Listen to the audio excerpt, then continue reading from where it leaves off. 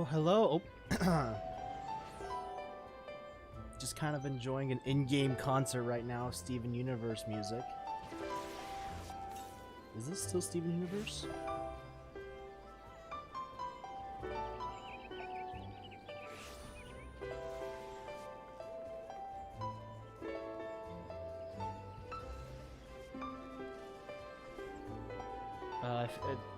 If anybody knows, please let me know. Hold on, let me share this stream real quick to my Discord server. Link is in the description if you want to join, but yeah, there's just enjoy the music while I do this.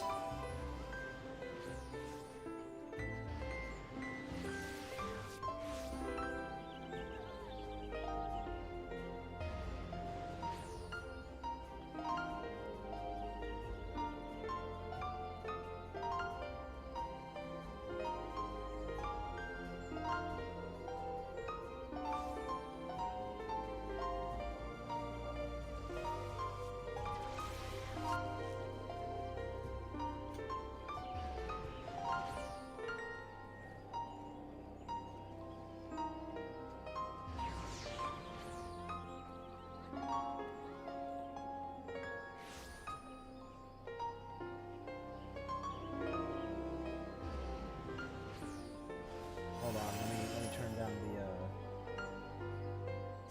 not character configuration. Fuck.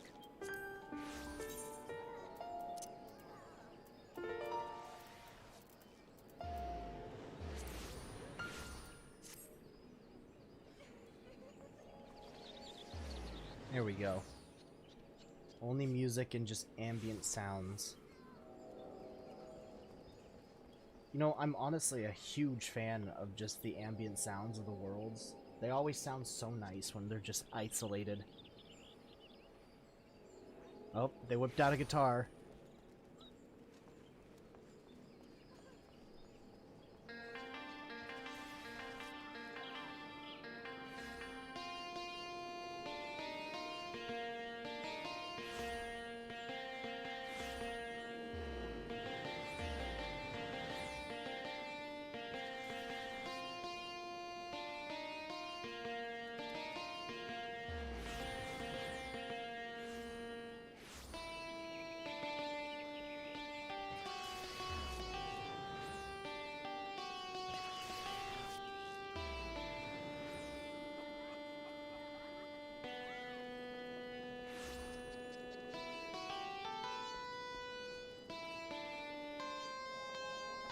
There's someone named here, viewing cutscenes.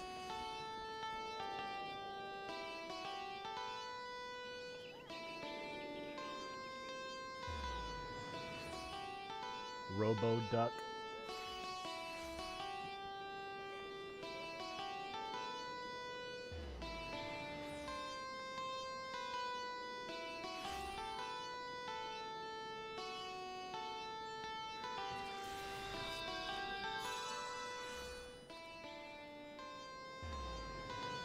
Alright, well, this has been all well and good, but we have things we need to do.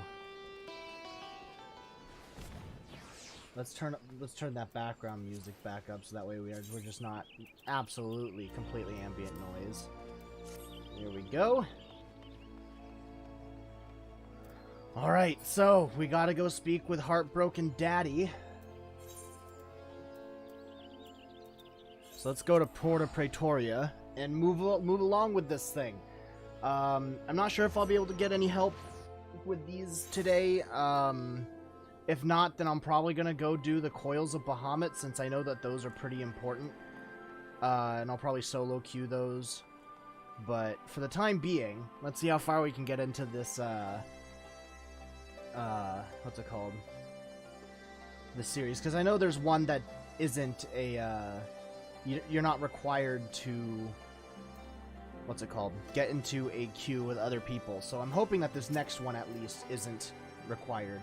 Ready to head out? Yes. But yeah, let's see how far we can get. And if we can't get very far, then so be it. That's alright. Alright, Gaius.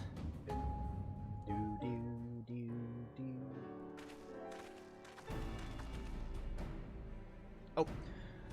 Valdolin has come bearing vital information. I traced the ruby weapon's path back to the occupied territory of Werlet, which appears to be where it was built. My grasp of geography is surprisingly poor. Care to enlighten me?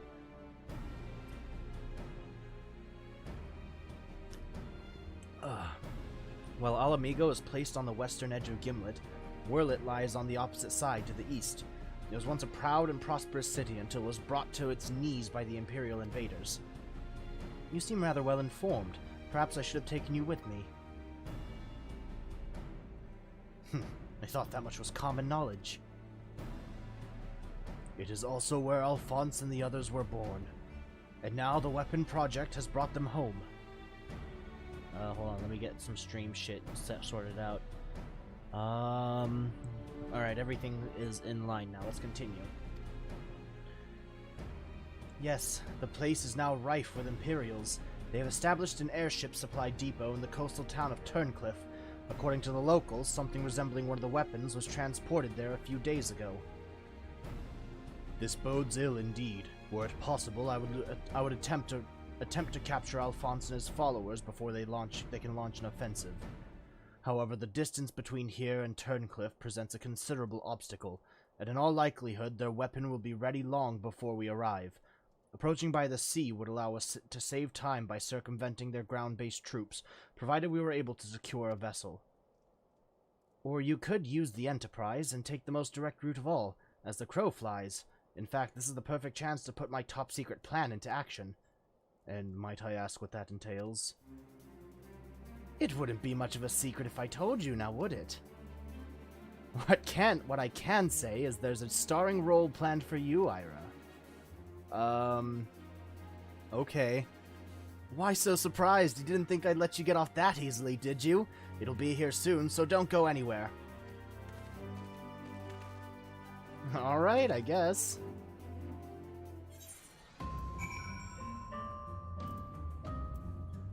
Alright. Gaius, I see Sid still delights in keeping others in suspense. I can only hope he does not make us wait over long. Ah! Single duty. Alright, I can do this. God, this Coca-Cola coffee shit tastes like shit. But I'm drinking it because caffeine. Oh my god. Oh. Okay. What is this? It's big.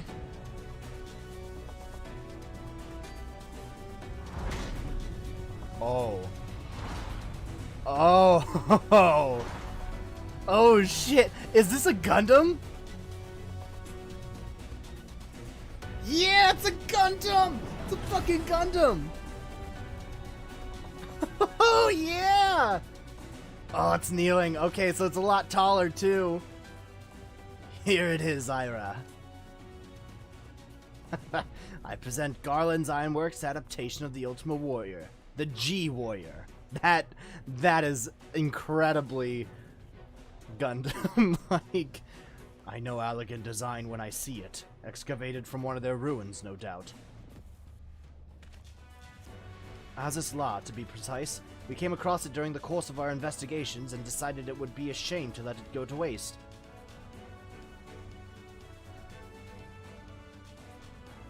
That is straight up a Gundam. And you will be taking this refitted relic to face the enemy head-on, yes? Perhaps my knowledge of the Ultima weapon will be of use.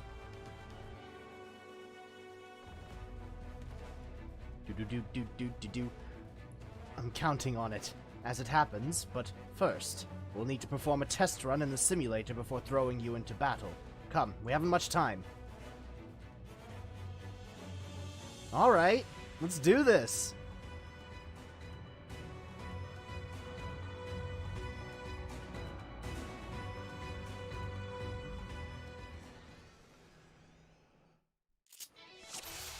Yo! Coming battle, you'll fight as the G-Warrior. Let's begin the G-Warrior training simulation. I prepared 3 trials to teach you the basics. Oh, we got a sword! First, I want you to try attacking the guidance system. Don't worry, it won't fight back. G-Warrior is armed with a range of weaponry. Now's your chance to learn what it's capable of. Those tendrils are fucking cool as shit. Alright, Ether Cannon, Final Flourish combo, Ultima Buster, deals unexpected damage with a potency of 1200 to all enemies in a line straight before you. Triggers the cooldown of weapon skills and spells upon execution. Ether Mine. Deals unexpected damage with a potency of 300 to target and all enemies near it. Increases target damage taken by 20%. Auto Restoration, so that's a heal spell. Pyretic Booster. Reduces cast time. Okay, Ethereal Aegis. Reduces damage taken by 50. EP is drained while in use.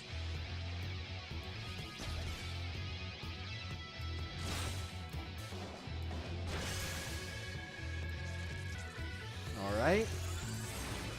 Okay, so that's the one in the straight line. Ether Mine.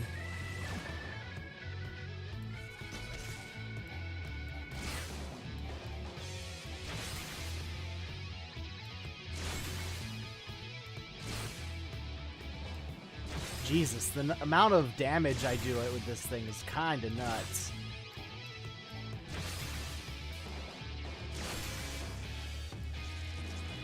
Ultima Buster.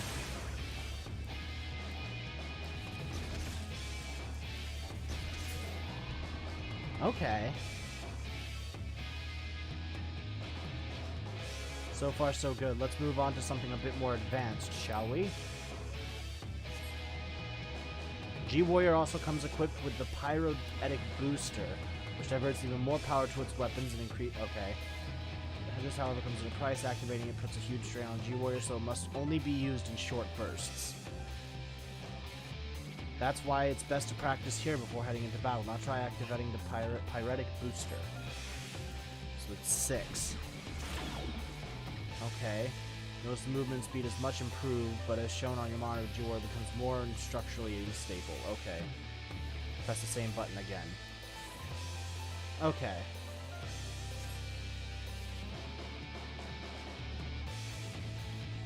Auto Restoration can mitigate a certain amount of damage incurred, but don't rely on it to carry you through battle. Okay. Try using a Pyretic Booster to destroy the target.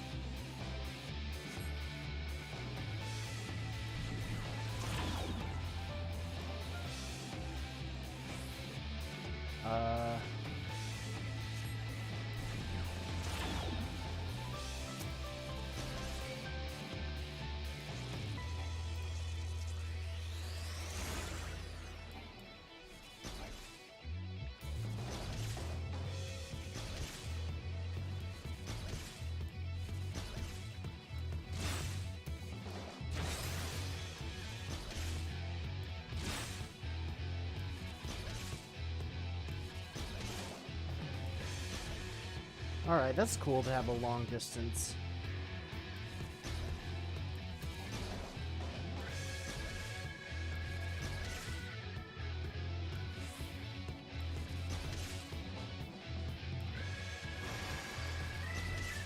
What do you mean don't rely on that? That heals me up for a good portion.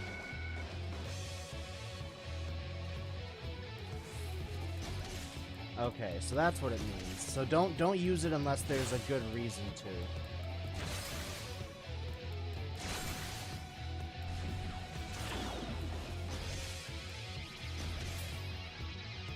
Cool. Don't use it unless speed is necessary. Got it. Excellent work, Ira. You'd best deactivate the Pyretic Booster while I explain the final trial.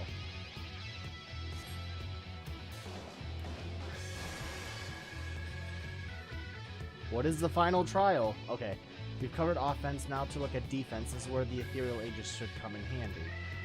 Okay. Unfortunately, you can't keep the barrier up indefinitely, as it will drain the G-Warrior's power reserves. You might even run out of energy for the weapons. Okay, first let's try deploying the Ethereal Aegis. Okay. Okay. The monitor shows how much power is being drained. Don't let it get too low. Ah. Turn off the barrier using the same button to deploy it. Got it.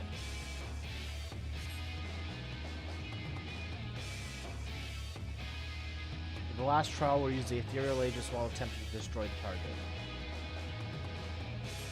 So this thing is providing a couple of outs for us while we're fighting. There's no way to escape its attacks, so you need to weather them using the barrier.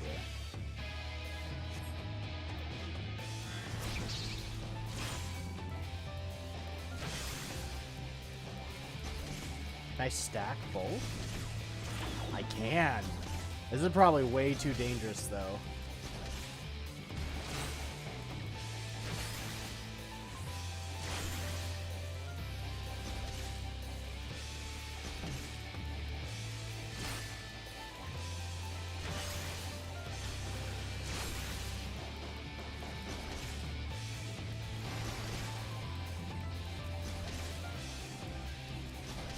Alright, this is interesting. I like this. This is a good balancing system.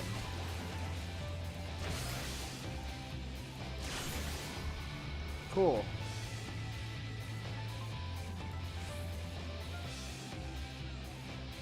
You're natural. Alright, that's everything. Time to end the simulation. Got it. Duty complete. Cool.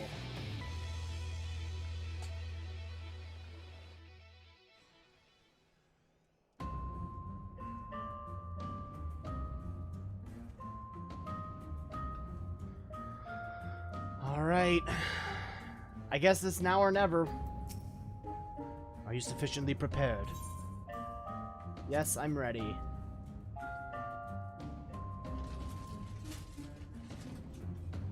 Then we shall depart for Turncliffe at once.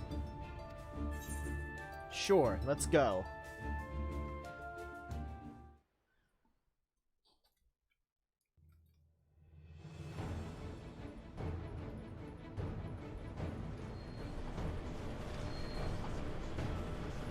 Hey, this place kind of reminds me of, Yulmore.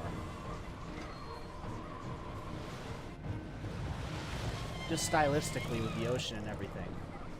Seems they were expecting us, but who is the pilot? Ira, we're almost there. You better have your wits about you.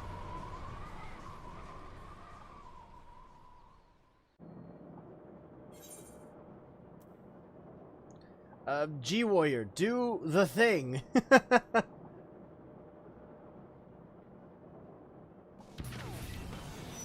There we go.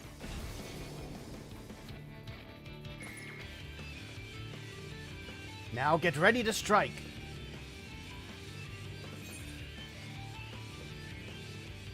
It's time to fry this overgrown squid.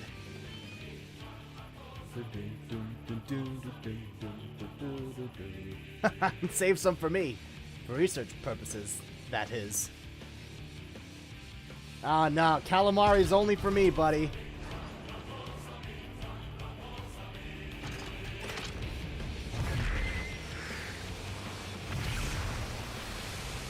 Come on, you gotta stick a Gundam pose. You gotta stick a Gundam pose. You gotta. Oh, here we go. There it is! There's the pose! We got it! Alright. Alright, so let's see if we can figure out this enemy. Whoa, this thing's huge.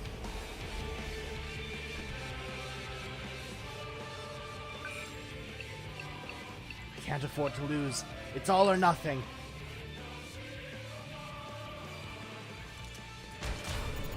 Activating Oversoul. Oh, okay. Hydra's combat sample ready. Initiating organic core overwrite. No, I can't. Hold on. Oh no! Don't! Gaius will be sad. I will be monitoring the situation from the air. Follow my instructions and eliminate the target.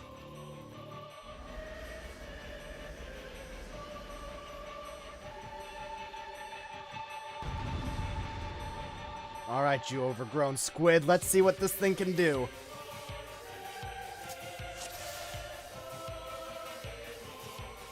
We'll fight as a G-Warrior.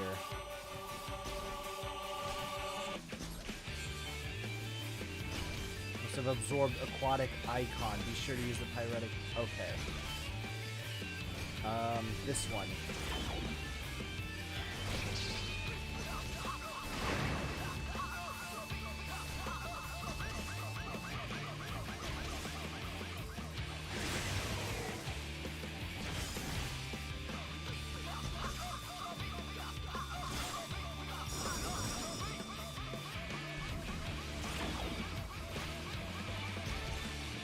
Regula's image, okay.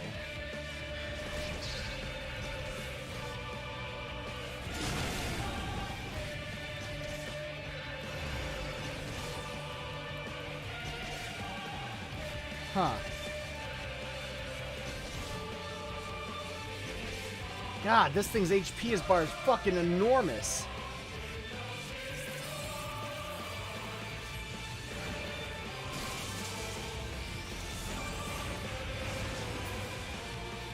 Watch for signs of movement.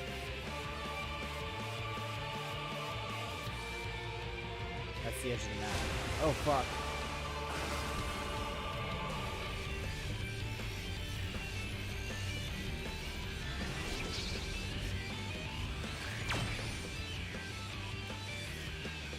Coolio.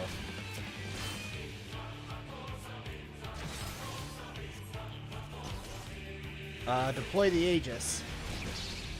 Oh, fuck.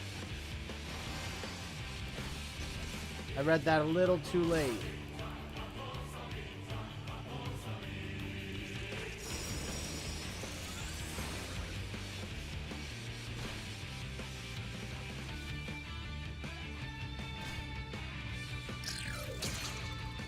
Come on.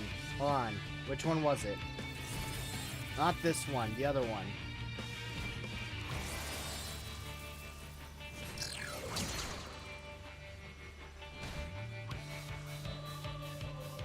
Destroy them with the Ultima Buster. Which one is that again? Is that 3?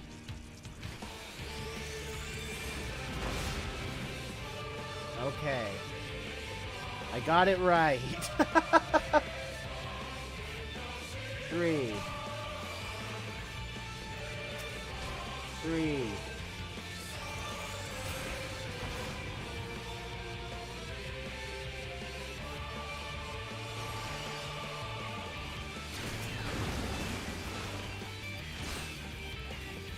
I think I can figure this out.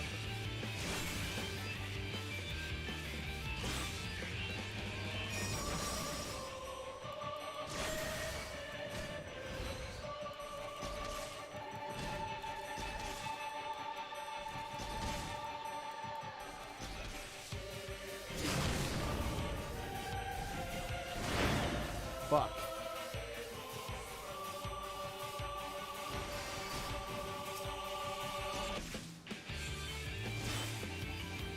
God damn.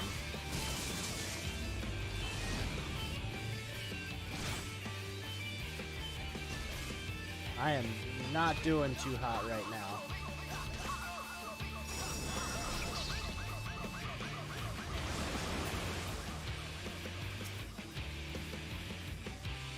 Let's see, 3.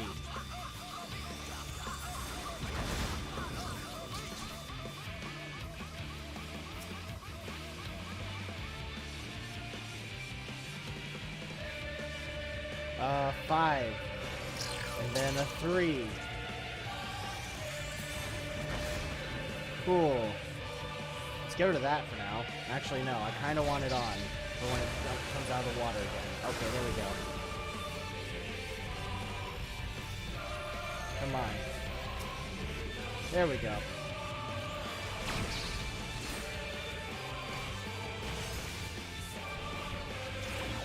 Let's move out of here.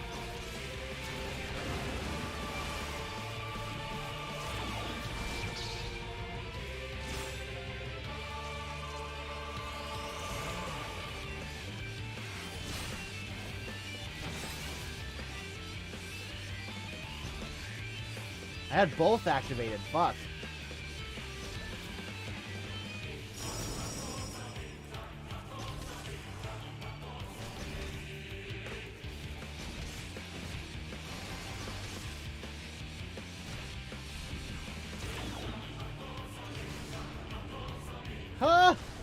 God God damn, alright.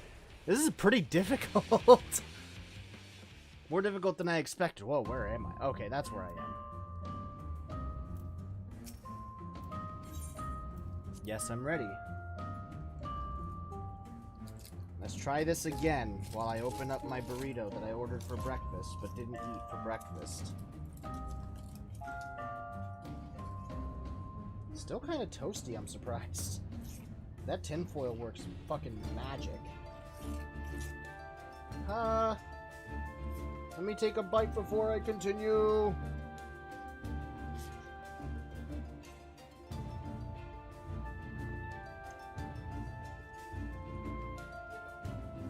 Alright. Let's go to Turncliffe.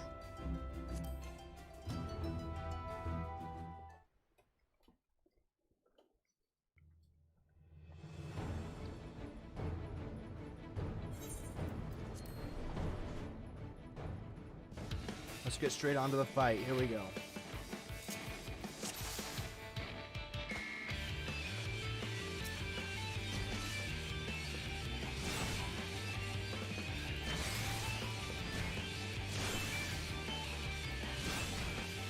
Be sure, yeah. You make sure to use the shits that I got. Got it.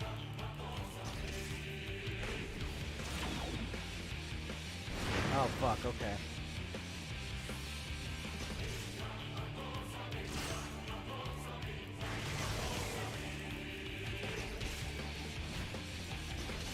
My likeness is reborn in cerulean flames.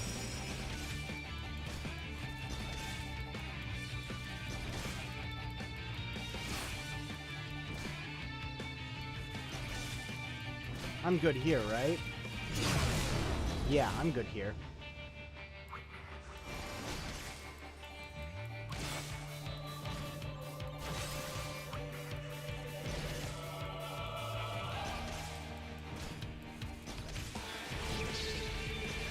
Does that Ultima use the Ethereal Aegis?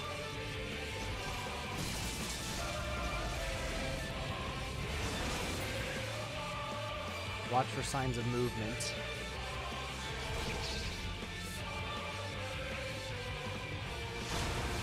There it is.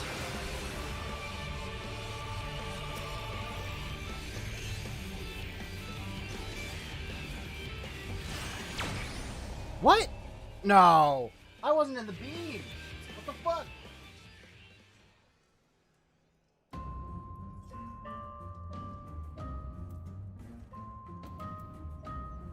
That's stupid.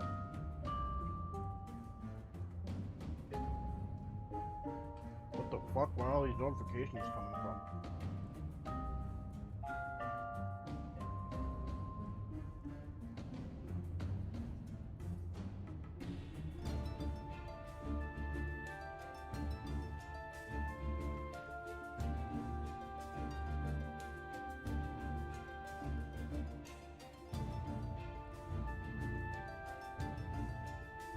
Ah, my vinyl got sent. Okay.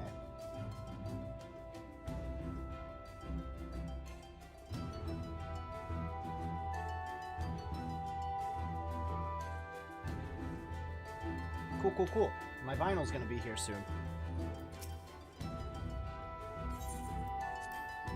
Alright, let's try this a level easier.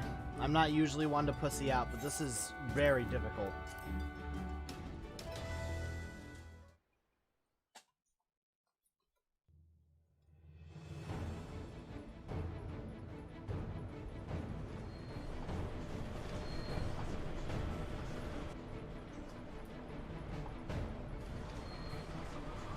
Alright. Let's skip this cutscene.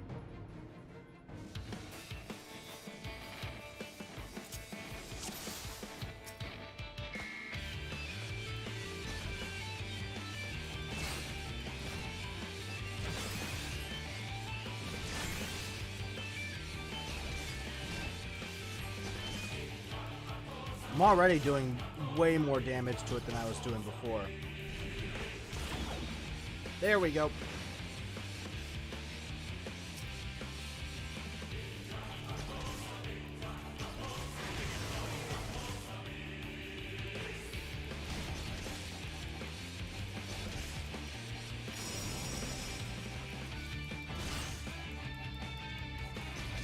long as I stay close, I'm pretty sure I don't get hit by these guys. Yeah.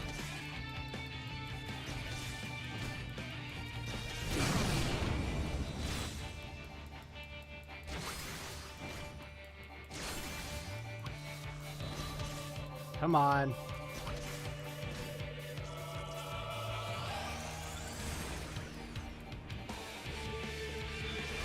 There we go.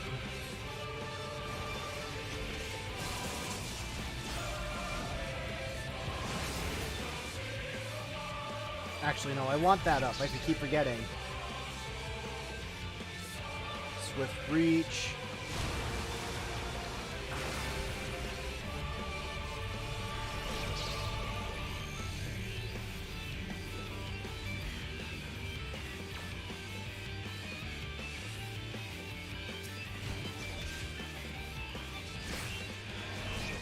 Aegis.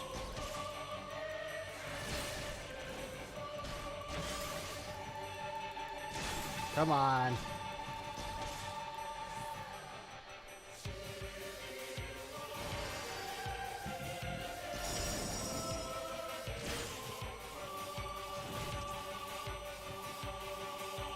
Right. Magitech turret time. 7. Protect myself. And then 3 to destroy all these fucknuts. I'm just getting wailed on by the big fucknut.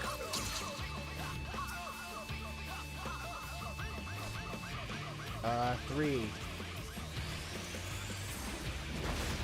There we go.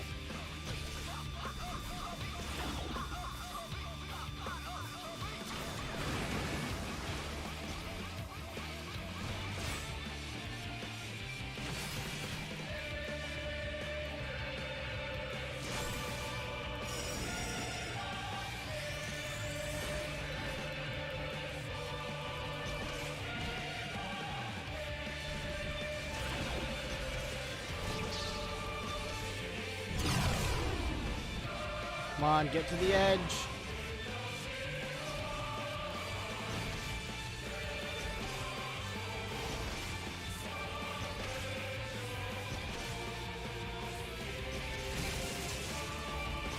Fuck.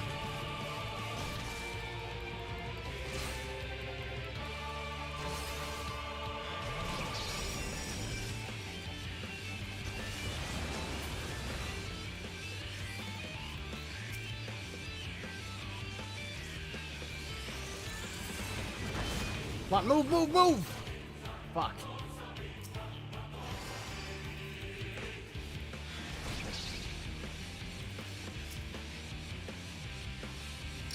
Three.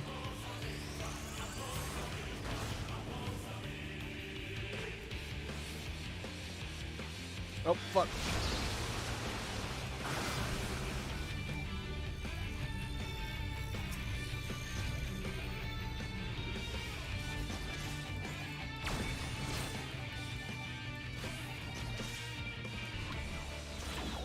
Come on. There we go.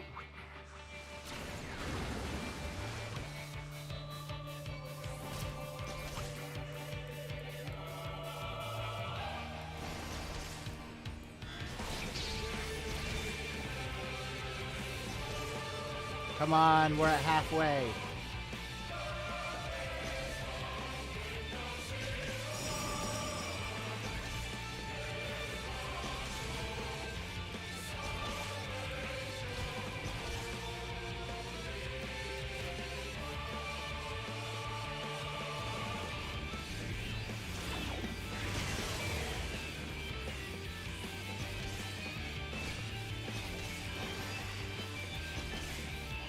Come on.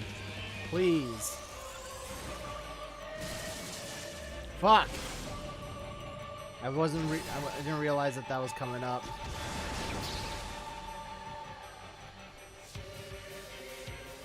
Waiting for that Swift Breach. There we go.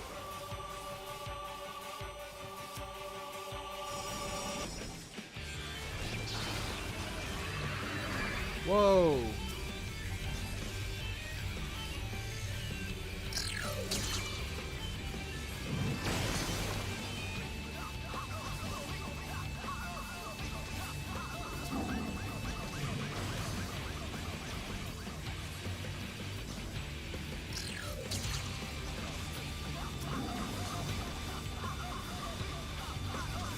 I know, I'm taking the cerulean servants out.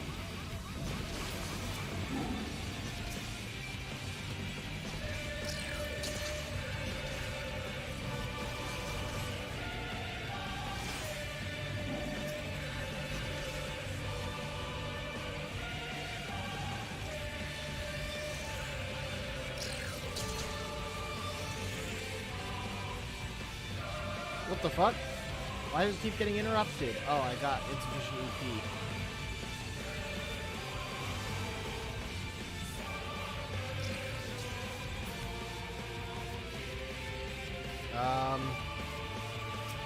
Three.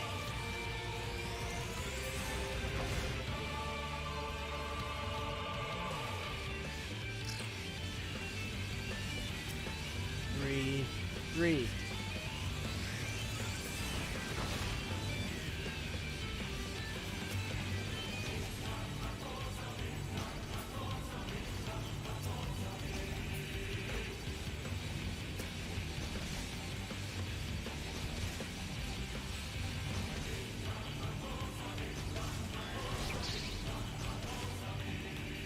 Am I supposed to have beaten this guy by this time?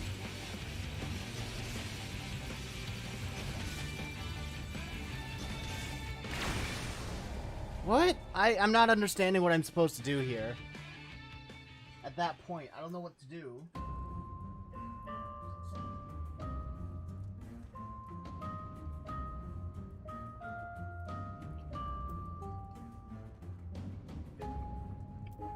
Let me look this up.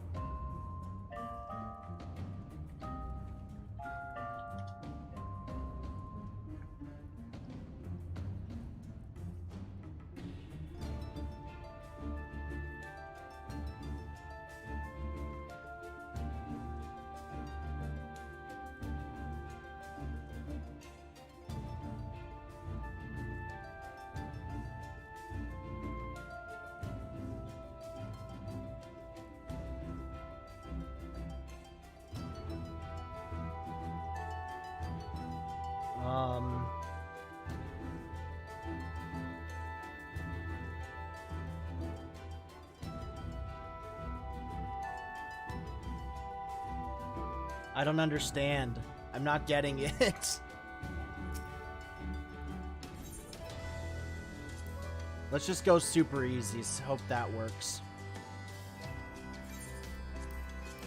Because I do enjoy a challenge, but like if it comes to just, I don't know, I feel like I should mitigate my time better.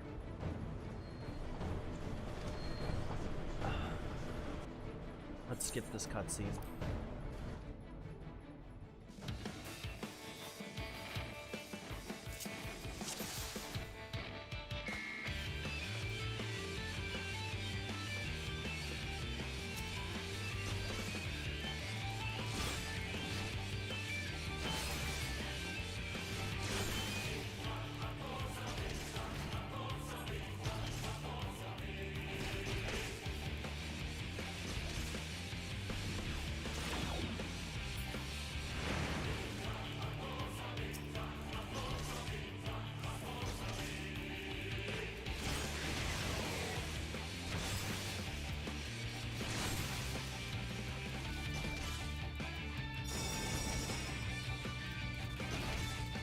It's kind of a shame that I can't take a further off look. Like, scoot back a little bit more.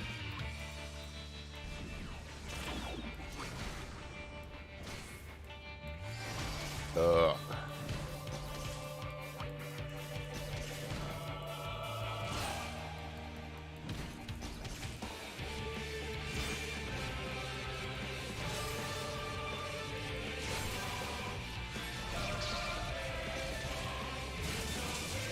God damn, alright.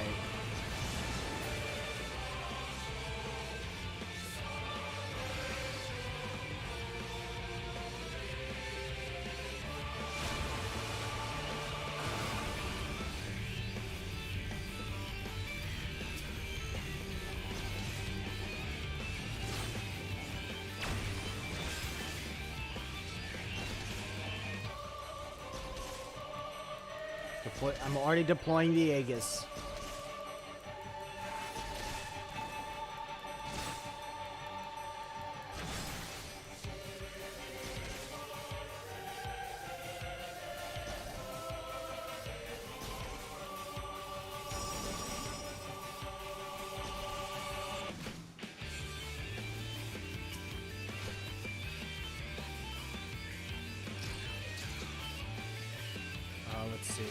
3.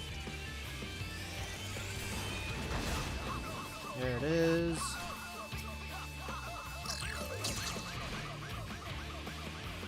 3.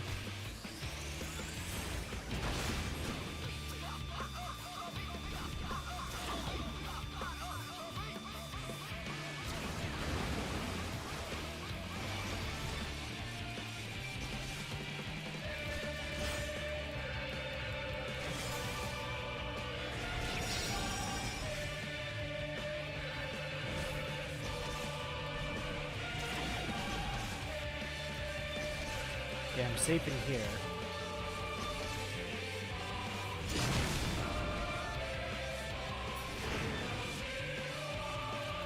Fucking hell.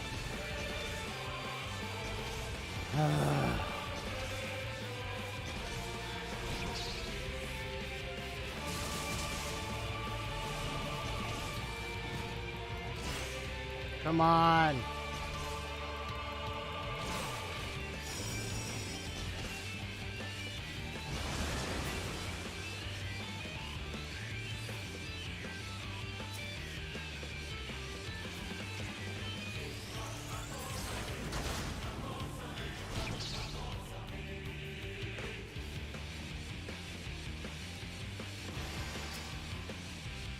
Alright, let's move out of the way for this one. Let them fire off, do what they want, and then go 3 here. Cool. Oh, Swift Breach coming up. Alright. Alright. Sapphire Ray, that's a 7.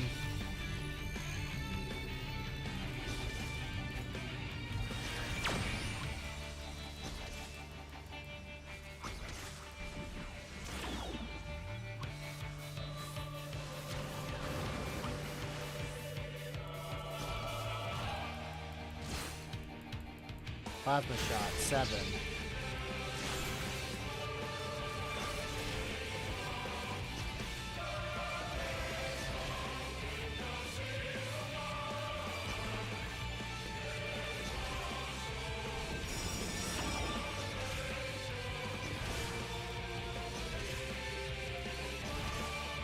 Alright, show me where you guys are going to be attacking.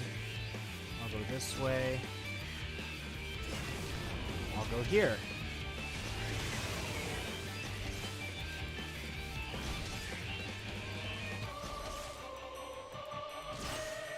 Optimized Ultima, deploy the shields.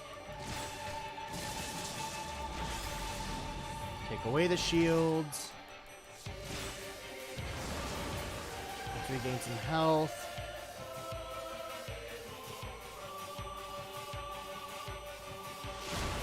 Ah, fuck, I forgot it does that. Simultaneous activation. Your wild flailing shall avail you not. Let's get rid of these guys to put up a shield.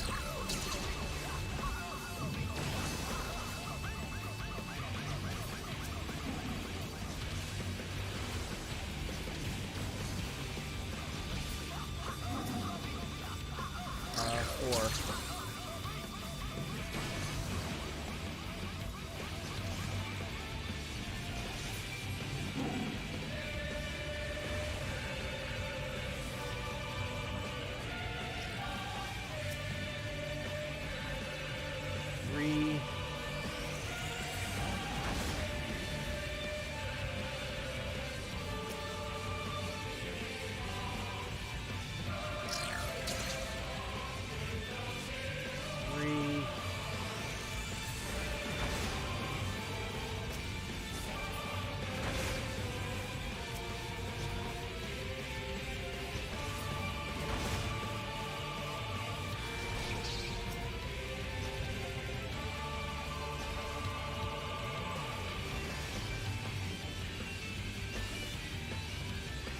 I don't need it until that white flood ray is going to be very, very close.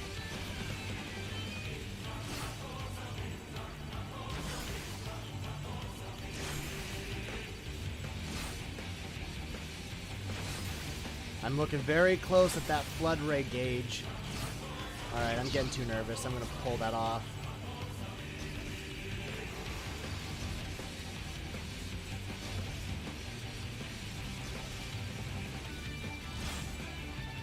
Come on.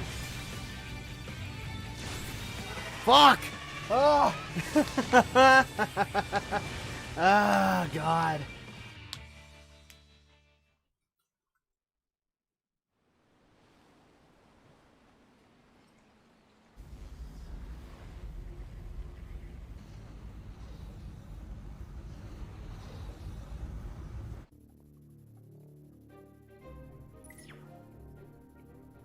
Alright, let's keep moving forward.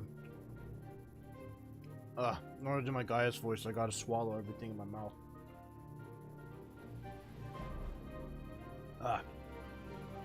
The target has been silenced. The target. Understood.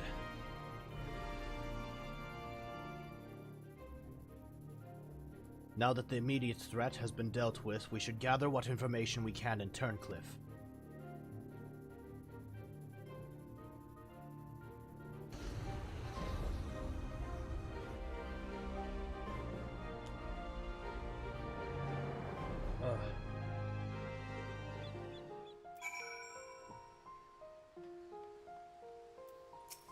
Oh, we're in Turncliffe. Alright.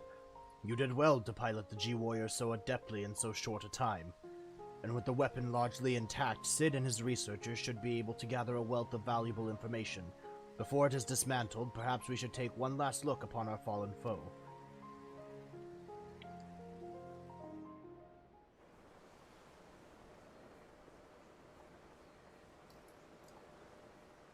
You want to talk about it, guys?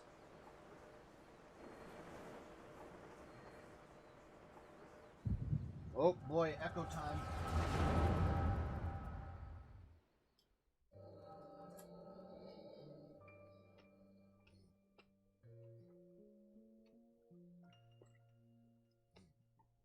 We should have known Father and his friends would track us down sooner or later.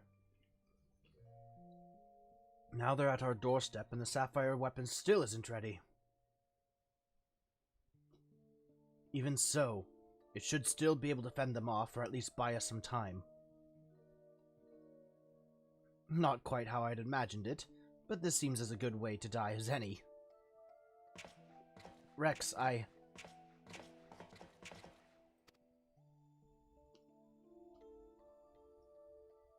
Raikon! Why are you still here? You're supposed to be moving the other weapons to a safe location.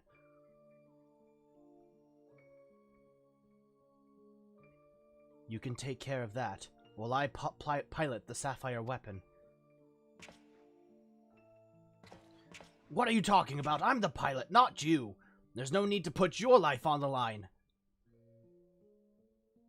Besides, it's still incomplete, and can barely perform basic maneuvers, so it'll be practically useless in a real fight. We have a solution. Oversoul. You want to end up like Melisandre? No, of course not. I wouldn't wish that on my worst enemy.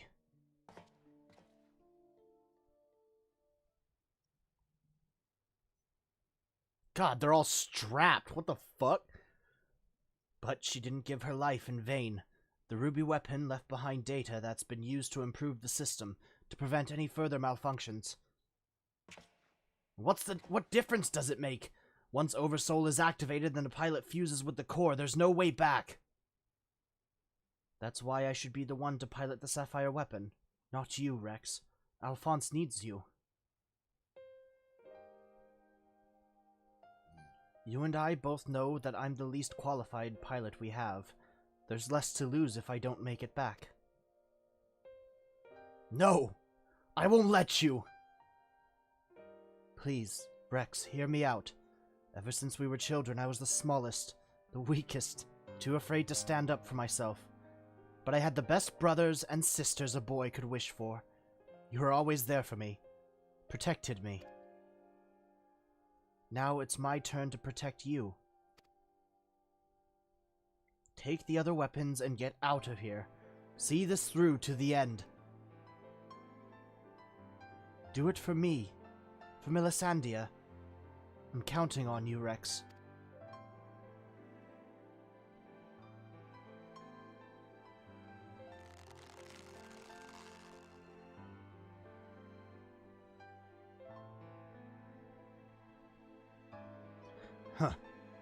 You always did have a stubborn streak. Alright, Raikon. I won't let you down. Just promise you'll wait for me. On the other side. We'll meet again, brother.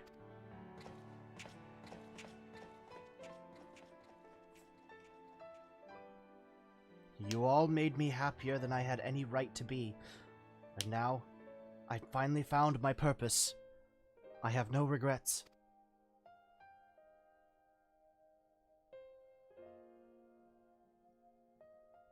Come on, Sapphire. We may be far from perfect, but we have a job to do. Let's give Father something to remember us by. He grew in well for the runt of the pack.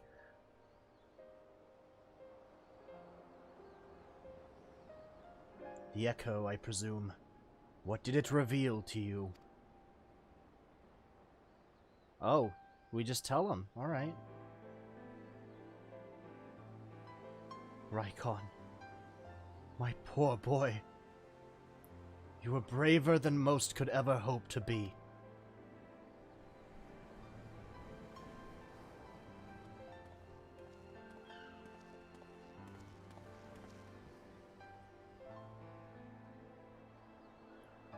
It's as we feared. I'm sorry, Gaius.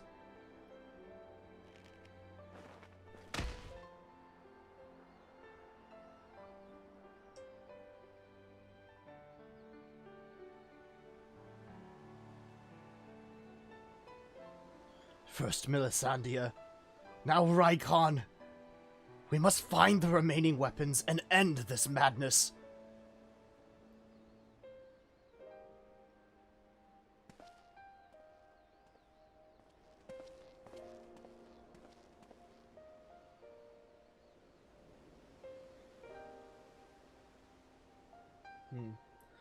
I mean, it's very hard to put myself in those shoes. Like, what is it like to lose your children like this?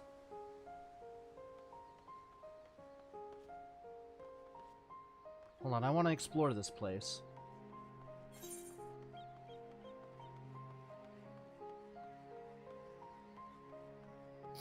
Former Imperial conscript. I've been separated from my family ever since I was forced into the army. Oh. I've been separated from my family ever since I was forced into the army, but I was able to sneak away in the confusion. I've got you and your friends to thank for that. Oh shit. Was he gonna say more? My main concern is that Legatus Valens won't take this lying down. That man is like a dog with a bone. Once he sinks his teeth in, he never lets go. He'll be back, I'm sure of it.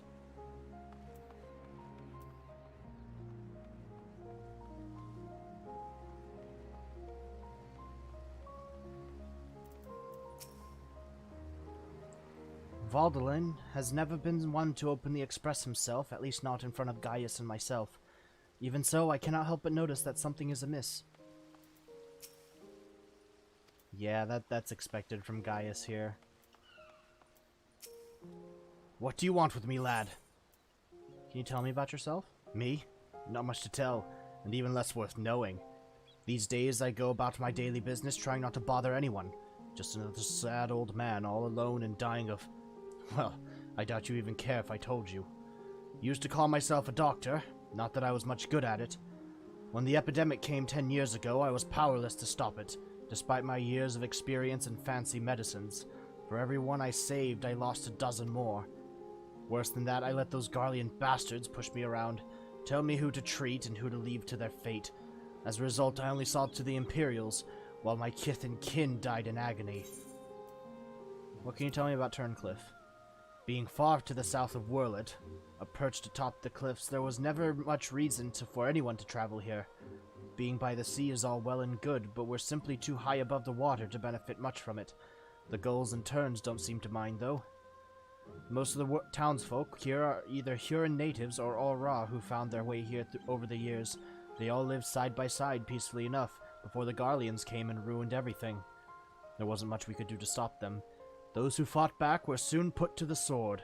Once the invasion was complete, the Imperials started digging down into the rock and built a supply depot for their blasted airships. but the experiments were a more recent development. Of course, none of us civilians were privy to what it was they were working on. I expect that'll all come to light now that the bastards have all turned and fled with their tails between their legs. We've got you and yours to thank for that, even if it's only a temporary respite. Okay. Oh no, there's a lonely widow. Those Garlean bastards are finally gone, and it's all thanks to you. My husband died defending our town when they first invaded, and for all the years since, it felt like he died for nothing. Now his soul might at last find peace. Wow. This is pretty fucking depressing. Like, all of this. Most of the 7th Legion troops stationed here withdrew before you arrived. I expect they're regrouping somewhere and getting ready to retake the town. I even heard one of the members of the weapon project is still hiding somewhere in the town. Huh.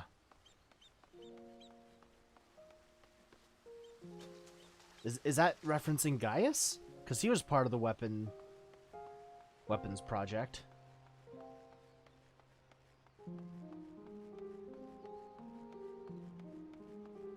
Alright, Vaudelin.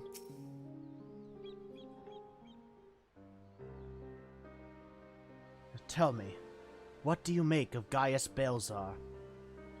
I understand the two of you have been acquainted since his days as the Black Wolf. He claims to have shed his pelt when he took up the hunt for Ascians, but he's still the same man deep down. He certainly kept quiet about having a flock of foster children back in the Empire, though. It seems he would rather bare his teeth to his former masters than allow harm to come to them. Yet try as I might, I cannot make sense of it. Does he truly fight for the good of mankind, as he would have us all believe, or is he merely biding his time before he reveals his true colors? Whatever the answer may be, in the end he will always be a Garlean, and though there may be honorable men and women among them, I have suffered much and more as a result of their conquests, barbaric campaigns in which Gaius Balzar played no small part. My first encounter with the Garleans was 20 years ago, shortly after the fall of Alamigo. They continued their march into the lands that had long been home to we Duskwights. We sought to repel the invaders, but we were woefully unprepared. Our bows and arrows were no match for their magitech, and even our most powerful magics did little to slow their advance. I fought on the front line, but was knocked unconscious in the opening exchange. When I came to, I was alone, the rest of my unit slaughtered. I hurried back to my village to look for my wife and daughter, only to find the place deserted. Jesus. My search lasted for days, then weeks, then months, and it seemed they had disappeared without a trace. I finally learned from 2 Imperials held at Bittermill that the villagers had been captured and used as test subjects for the poison gas that would later be known as Black Rose. They were never seen again. For 20 long years I roamed aimlessly, and with nothing but hatred to keep me alive. I eventually found myself at the Order of the Twin Adder, who offered me a place among their ranks. The desire for revenge was the only thing I had left, so without a moment's hesitation I accepted. Were it not for the war with Garlemald, I would have been loath to work alongside the city-dwelling Gridanians, who for so long had treated my kind as outcasts. But none of that mattered anymore. It all culminated with Operation Archon. As you led the charge into the Praetorium, we were right behind you, and when the place came crumbling down, most of us were caught in the rubble. I escaped with my life, though many others were less fortunate. Having dragged myself free of the rubble, I sought a way out. It was then that I encountered none other than Gaius Balzar on the verge of death. The gods had delivered to me the man whose conquests had robbed me of everything. I was poised, ready to exact revenge, and then he spoke. I will not beg for mercy. I only ask that you stay your hand a while longer. I cannot die until I have rid the world of the Ascian menace. For millennia, mankind has danced to their tune, but no more. Then, once we are finally free, my life is yours for the taking.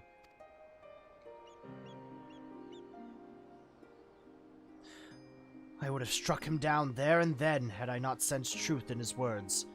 So, I decided to grant him a stay of execution and join him on his hunt. All this time I've kept a close eye on Gaius. Though he is ever on the watch for pursuers, he has granted me ample opportunity to slay him if I so choose, and I still might if he shows even the slightest sign of betraying our agreement. Don't act so surprised, Ira. But for now, the Ascians are my chosen quarry. If they are indeed the ones pulling the Empire's strings, then it shall not end until they have been eradicated. Every last one. Though I could not save my kin, there are those who may yet be spared the horrors of war. Unfortunately, dealing with the Ascians will have to wait until we've brought an end to Garlemald's weapon project. Though we may have vanquished 2 of the new weapons, we must make every effort to prepare for whatever the Garleans throw at us next. Perhaps Severa can tell us whether the Ironwork engineers have uncovered any information of note. Alright, well, I guess it's time for some Severa backstory now that we got more Gaius backstory and now we got that guy's backstory.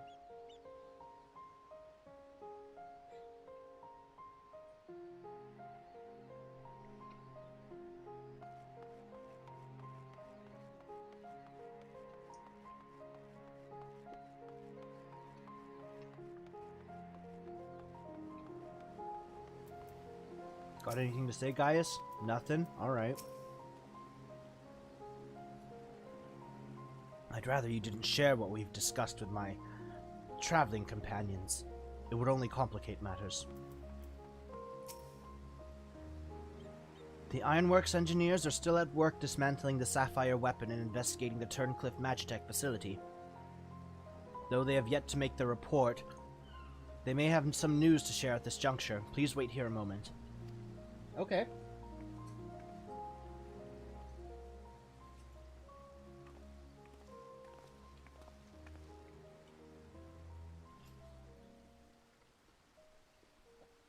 We've yet to finish our investigation, but I can give you a preliminary report. Okay. Were you able to recover anything of note? Before abandoning the facility, they'd attempted to destroy anything they couldn't take with them, including many of their research materials. Luckily, some information relating to the Sapphire weapon's combat data was intact. Judging by what we saw during the battle, it was extracted from Regula von Hydrus, correct? It also appears that the Sapphire weapon was actually in incomplete state, and therefore unable to perform at full capacity. Even so, it was immensely powerful. Had they been given the chance to finish it before we'd arrived, who knows how it would have ended. Indeed. We may not be so fortunate next time, so we must prepare for the worst. The Ironworks will continue to investigate the Sapphire weapon and look into possible countermeasures.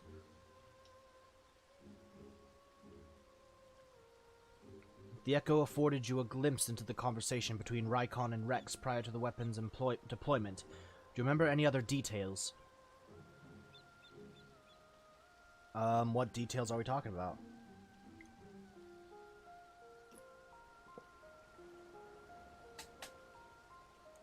Improvements were made to the synthetic Orosite system to prevent malfunctions.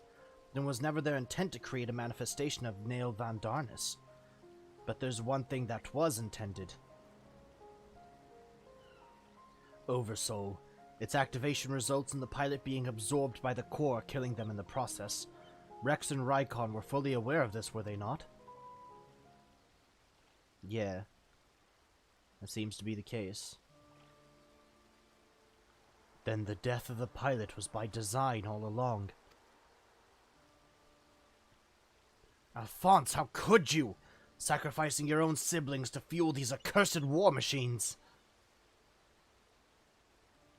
Surely there's no cause worth paying such a price. Aye, nothing is more precious than family. This nightmare is far from over. It appears that Rex has fled with the remaining weapons, and we can assume that Alphonse has every intention of sending them into battle. We must find a way to disable them before Oversoul can be activated. I have seen enough death. I do not wish to see any more.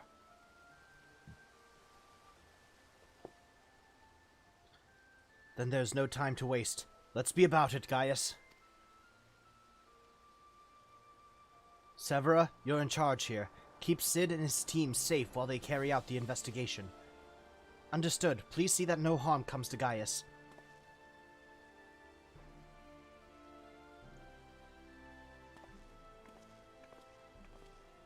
While we're gone, I need you to relay everything to the Resistance troops. Your first-hand account should prove useful. If there are any developments, we'll be sure to contact you.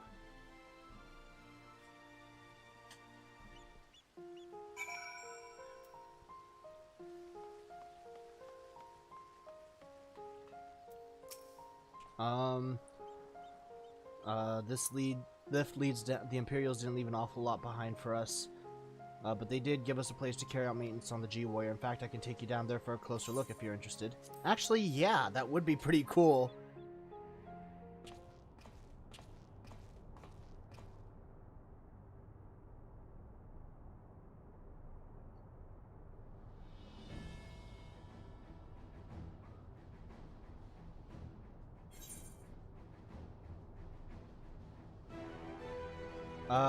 Ask about the G-Warrior. When we first discovered it at Azazla, it was in far worse state than it is now. Different color, too. As for its intended purpose, we believe it was developed to combat primals or similar threats. All of the parts deemed unnecessary have been removed, and we've made several adjustments to improve stability and overall safety. As a result, however, we had to limit its capabilities to some degrees. We can't afford to repeat the mistakes made by the Garleans with the Ultima weapon, who we believe employed knowledge obtained from the Asians. After all, we know how that ended. You might also be relieved to hear that Master Garland has introduced a pilot recognition system, so that only those given prior permissions by the Ironworks can operate it. Think of it as a precaution should the enemy get any ideas about stealing it from us. Inspect the G-Warrior's head. The two sensors on the front of the head work in much the same way as the eyes of living creatures, sending visual information to the pilot. This horn-like protrusion is one of the several additions we made ourselves. It's for picking up link pearl signals, not for ramming the enemy. Still, if push comes to shove, I dare say it could be used to make a last-ditch attack. Okay. Inspect the arms. Compared to the original design, the outward appearance is largely the same, but we've carried out a number of improvements. The manipulators, or the hands you might call them, were originally created to claw at the enemy. We've modified them to allow the use of various weapons, such as the ethereal saber. Alright, what about the boosters? I'm glad you noticed. The boosters were built entirely by the Ironworks to allow for low-altitude flight and increased maneuverability. They're currently unsuited for being used over long distances, hence the need to have the G-Warrior transported by airship. This is another area we're hoping to improve in future iterations. Climb on the G-Warrior's shoulder. Can I actually sit on this fucker? Nice! Print screen.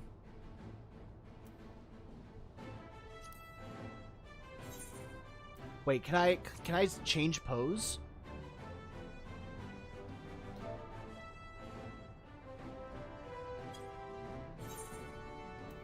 Yeah, okay. Stand by the G-Warrior.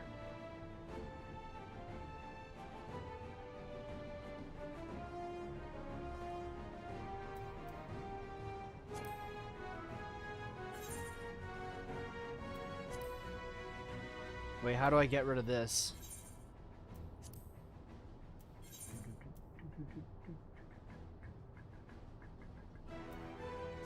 Alright, let's return to Turncliffe.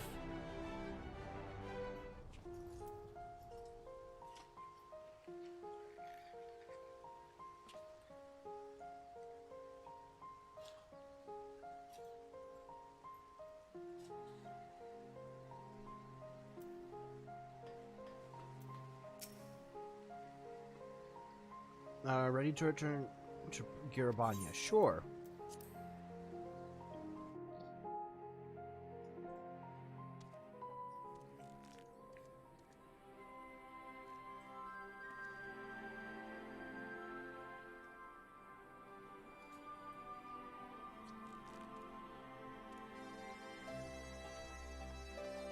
So let's go this way. We gotta talk to someone over here.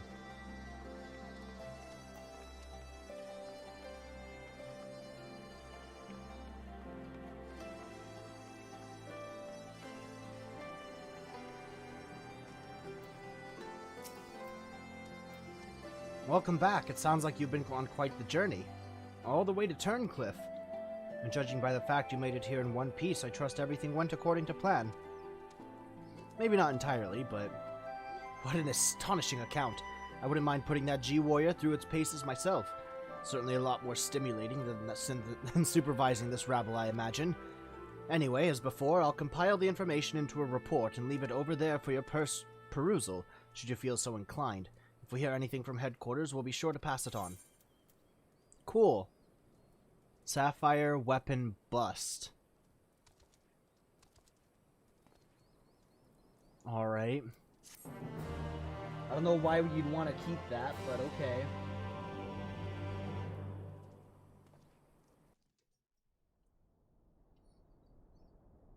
Alright, what's up? There's there a cutscene?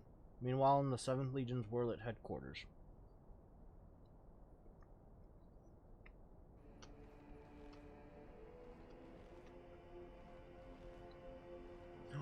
Oh, is this the meme? It's the meme!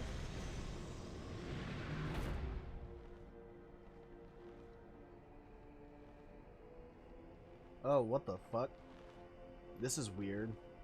And freaky. Yo, why is this motherfucker so wet? I have come to deliver my report, Lord Valens.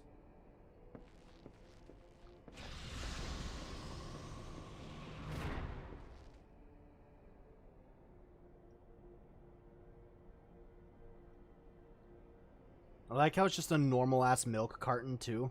Ah, so you have returned, young Alfred. Was it Alwick? Not that it really matters, of course. I hear that you and your darling brothers and sisters have allowed the sapphire weapon to fall into the hands of the enemy. Do tell me it isn't so. I'm afraid that is the case, Lord Valens. Oh, come now. No need to be so sullen. As they say, to err is human, to forgive divine. And you know how forgiving I can be. When it suits me. This man is way too wet. What the fuck?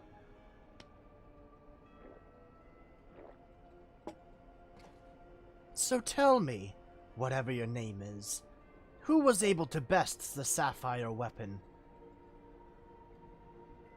Our sources state that the one known as the Warrior of Light was assisted by Cid Garland and Gaius van Belzar, my lord.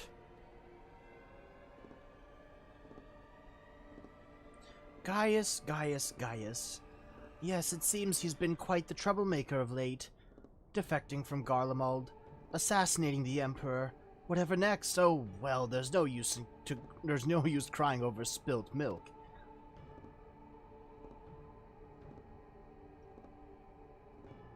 Speaking of which, I've become quite the connoisseur since arriving in Wurlet. This particular variety comes from a rare breed of cow, you know. Only 100 of them in existence and pampered every day of their lives. Yes, they are quite valuable, until their milk dries up, that is. When it does, they are sent to the slaughterhouse like all the rest, for that is their lot in life.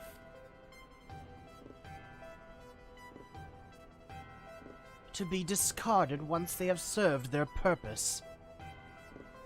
Did I create the ruby and sapphire weapons so that you could deliver them gift-wrapped to the enemy? I can see it now. Cid non Garland rubbing his hands with glee at all the technological marvels we've bestowed upon him. And you let Gaius van Belzar of all people to get the better of you. How do you think this reflects on me? The legatus of the 7th Legion humiliated by that traitor. Humiliated, I say. There's only one way to deal with worthless provincial filth like you. Wait for me in the correction chamber. You need to be taught a lesson in obedience. Yes, my lord. Can we see his face, though?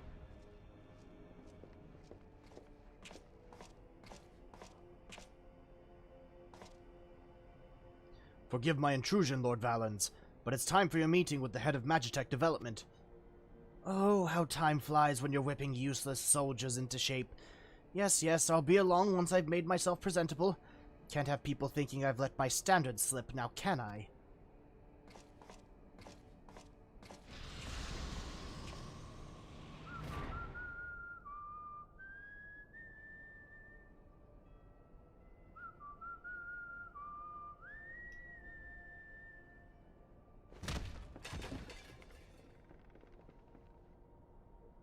Why are you stumbling about, man? You good? This man's tripping.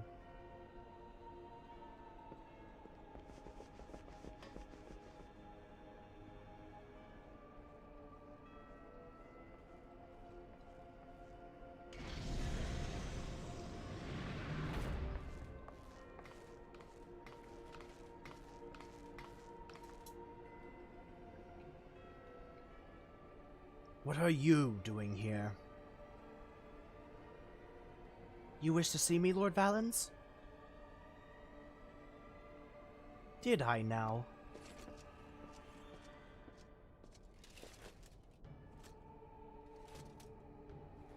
Ah, yes, that's right. So, you're Ali, yes? And you joined the military of your own free will along with your fellow orphans.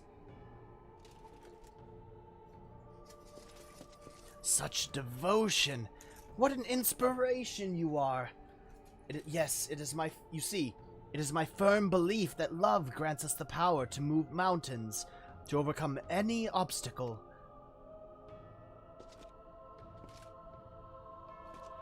Together, we shall discover the strength that lies within you. Take my hand, child, I will show you the way.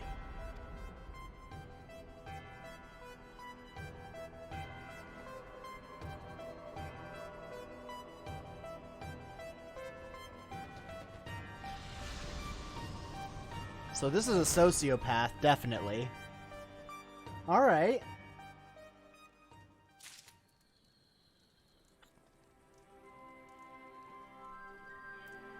What an interesting turn of events. Blood of Emerald. So we've got 3 siblings left. Sid's investigations in Turncliffe has led to startling revelations. Ah, it's good to see you, Ira. I'm pleased to report that Master Garland and the others uncovered a fair bit of useful information at the Imperial facility in Turncliffe. In fact, he'd like you to rendezvous with Gaius in the town square, while he'll reveal what they found. Once you're ready to depart, your escort will lead the way. Cool.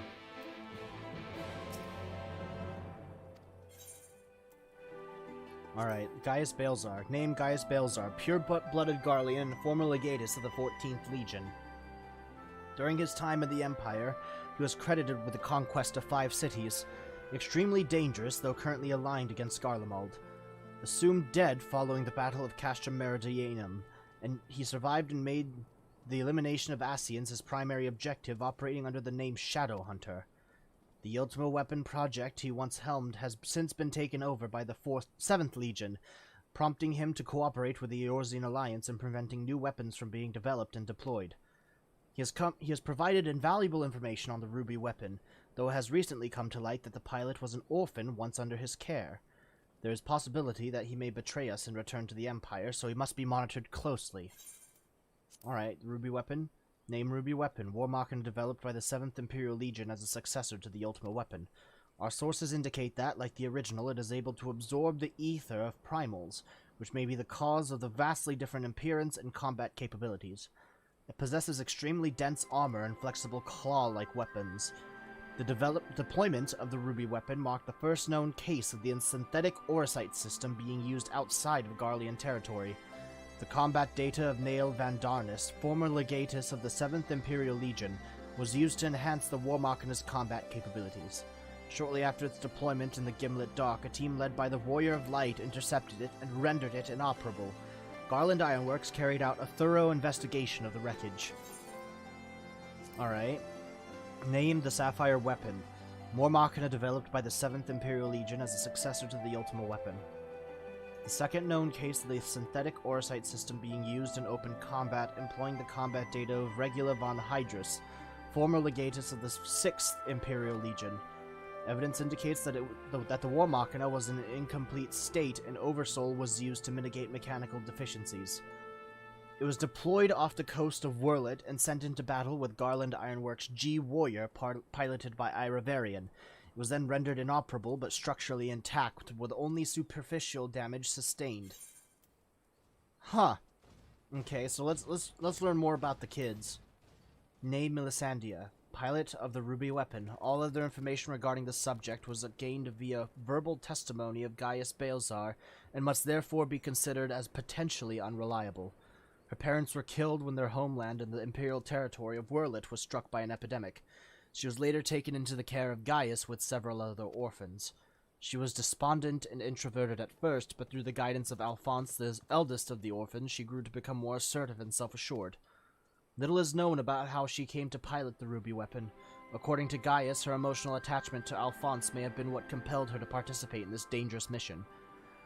The report delivered by Sid Garland following the preliminary examination of the Ruby Weapon's remains states that Melisandre's body was fused with its core, with no vital signs detected. Estimated age at time of death, 20 years old.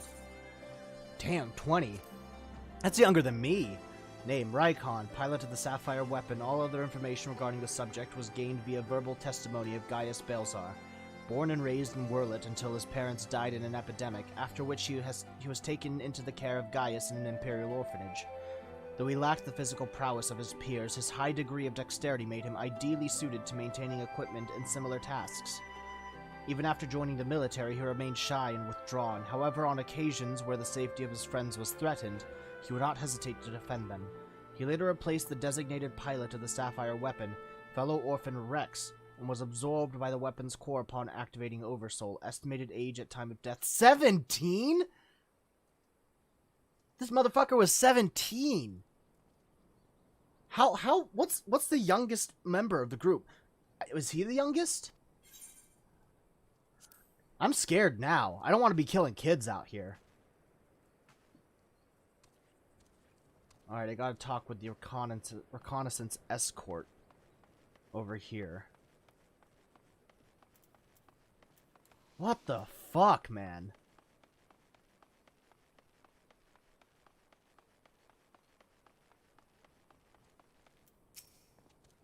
All set for the journey ahead.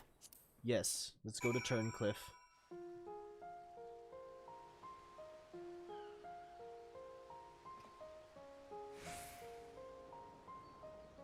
A couple of Discord notifications.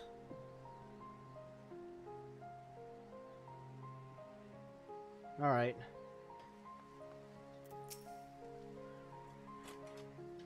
Now that you're here, perhaps Sid will finally deign to dispense his findings. Severa, inform him of Ira's arrival.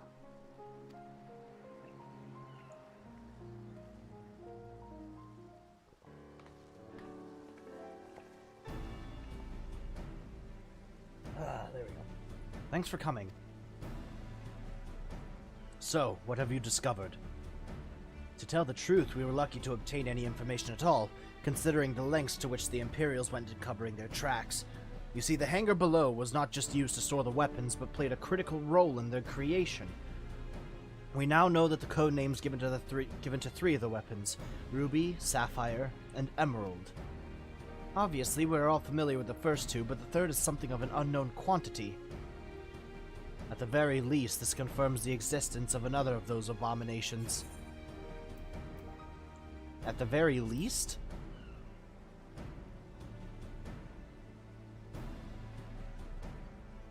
The problem lies in ascertaining its whereabouts. None of the locals have seen anything resembling a weapon being transported either by land or air. Which of course leaves only one option, the sea. According to what fragmented data we were able to recover, the Emerald weapon is equipped with aquatic capabilities, much like the Sapphire. Meaning that its escape from Turncliffe would have gone undetected, and could potentially be anywhere by now. But if Alphonse plans to have it absorb more primals, the logical choice would be Eorzea. And traveling by sea would allow him to circumvent the front line at Gimlet entirely. The Alliance must be alerted at once. Hold your chocobos, Severa. It seems that the Emerald Weapon was still incomplete when the 7th Legion withdrew from Turncliffe. It's far more likely that it was transported to another facility in order to add the finishing touches. If your supposition is correct, that would narrow our search to but 2 possible locations. Castrum Marinum at the Rotano Sea and Castrum Occidens in eastern Lenosha. Both of which are known to harbor remnants of the 14th Legion, your former subordinates, Gaius. Be that as it may, our objective is unchanged. Valdolin, you and Severo will make your way to Castrum Occidens, while Ira and I head for Castrum Marinum. Should we locate the Emerald Weapon, we would give you the signal to dispatch the G-Warrior and eliminate it before it can be activated. Sorry to disappoint you, but we're still repairing the damage it sustained during the encounter with the Sapphire Weapon. While Allegan machinery has its uses, it's a bugger to find replacement parts in a pinch. We've actually been working to expand its already impressive arsenal, but the G-Warrior itself is in no fit state for combat. While I'm aware this is a far from adequate replacement, I can provide an ironwork submersible to help Ira and Gaius reach Castrum Marinum. I'll have one sent ahead to Vesper Bay. Alright. I guess we're going to Castrum Marinara! The submersible, eh? I don't much like the sound of that. Perhaps Severa and I should count ourselves fortunate that our destination can be approached by land. I pray you have a safe journey. Watch yourself out there, Ira. I got it.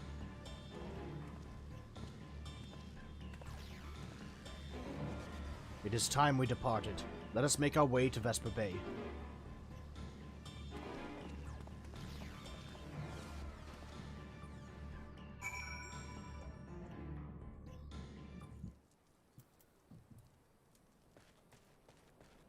Alright, we're already there. As per Master Garland's instructions, the submersible is ready when you are. But before you depart, I've received some scraps of intelligence regarding your opponent from my colleagues in Turncliffe. Apparently he uses some sort of levitating hand-like appendages, 6 of them in fact. Though we're not quite sure what purpose they serve, it sounds like having eyes in the back of your head might come in handy. But that's all we know, I'm afraid. You have our thanks. After all, forewarned is forearmed. If the Emerald Weapon has indeed been transported to this castrum, it would need to enter via the dry dock. We shall do likewise. As one might suspect, there are measures in place to keep out intruders, but the security systems can be tricked into recognizing us as an Imperial vessel. That said, infiltrating the facility is merely the first step. Should the Emerald Weapon be activated, it is only a matter of time before the pilot uses Oversoul. We must silence the War Machina before this happens, and failing that, grant the poor soul at its helm the mercy of a swift death. Had these wounds healed more quickly, I could have gone with you, but I fear I would only slow you down. As such, I shall provide what support I can from afar. Whatever happens, the Emerald Weapon must be defeated at all costs. Castrum Marinara now accessible.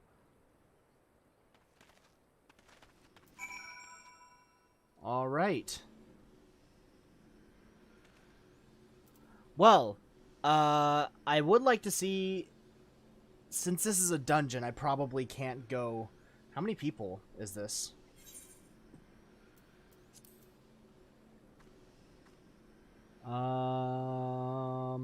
Is it a trial?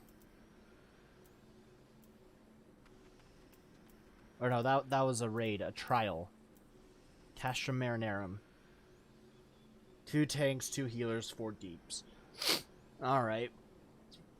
Well, I am going to take a quick break and think about what I'm going to do next. I do hope you guys stick around, and I will be right back. Let me just get that little sign up there.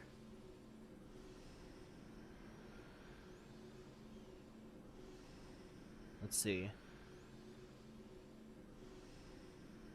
There we go. Alright, be right back.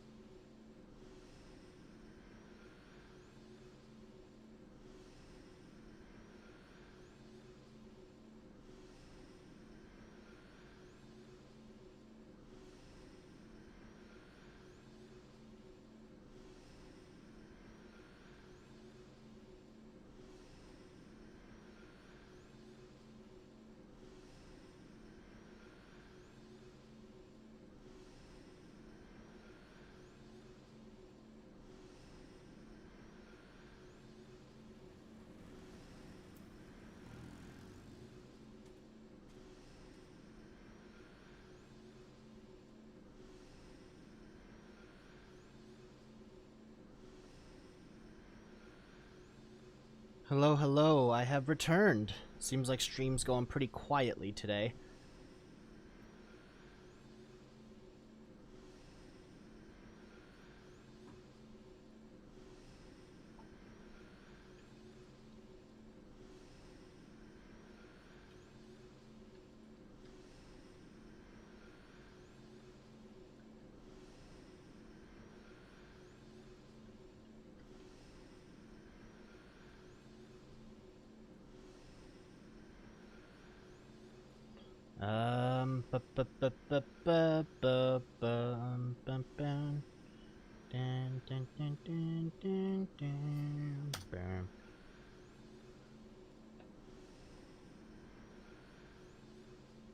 Let me see if there's anybody in the FC, is available for stuff.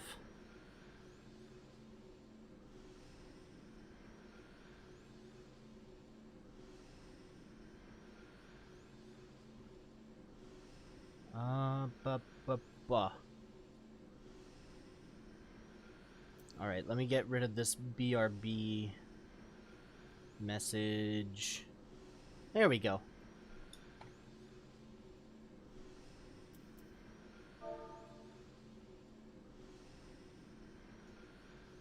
So, I got to Castrum. I've unlocked Castrum Marinara. But I think I'm just going to do something else right now. One of the things that I was recommended that I do from another one of my viewers, Zarmeek, actually. If you've been watching streams for a while, you definitely recognize that name. Zarmeek has said that I need to go through the coils of Bahamut at some point. So I think I am going to dedicate some time to that today. So I gotta go to the binding coil of Bahamut.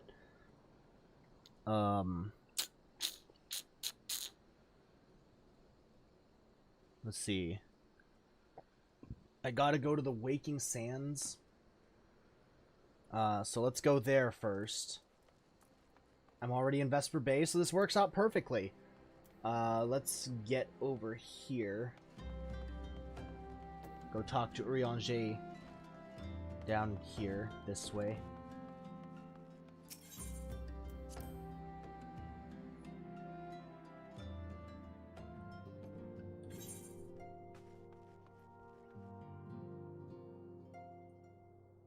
Is it here?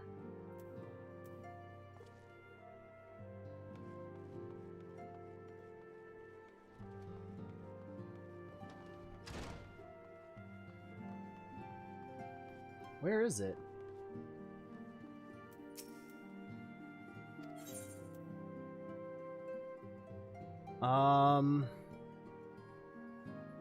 Do I already have it unlocked?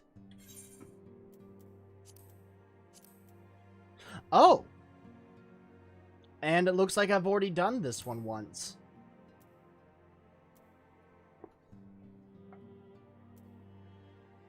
Huh. Alright.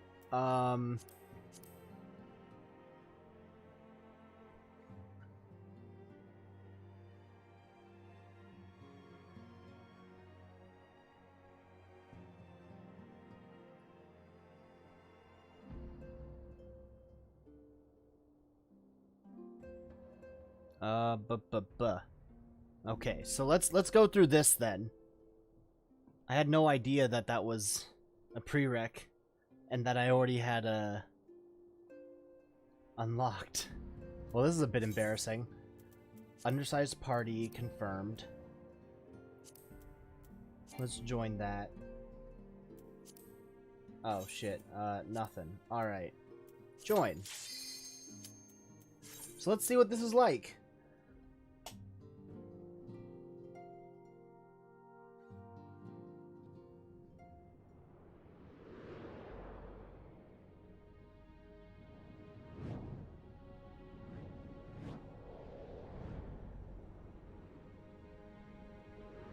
So, I'm Imperial Exploratory Site 237 Yalms.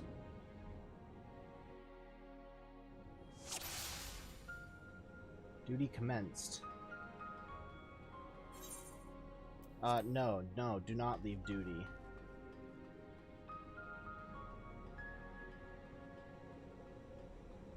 Wait a second, why am I boosted so much?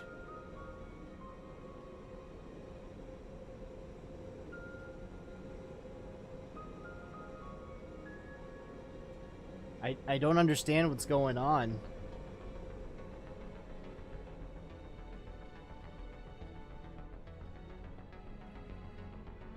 Oh shit.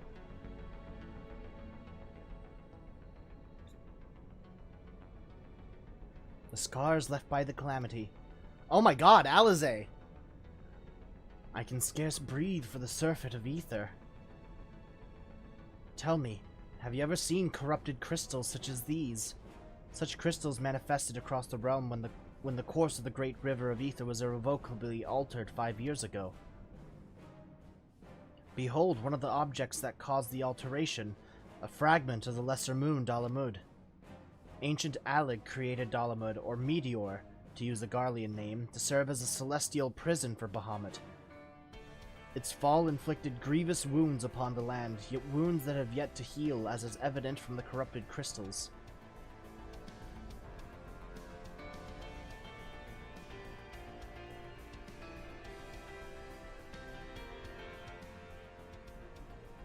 Amazing! Dalamud's internal defenses still function in spite of everything, a testament to the ingenuity of the Alligans. The Garleans seek to appropriate their advanced technology, I am certain of it. We are about to come to face with secrets that have long lain buried within the sands of time. Great dangers may lie beyond, but we have come too far to turn back. The truth of the calamity is within reach.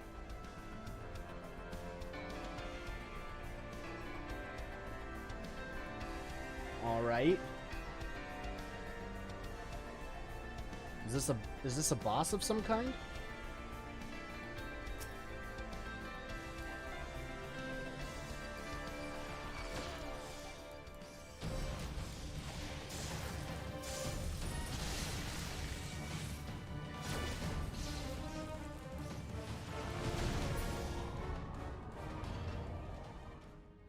Okay. So this opened up. Ethereal acoustic excavation site. Alright. Another cutscene.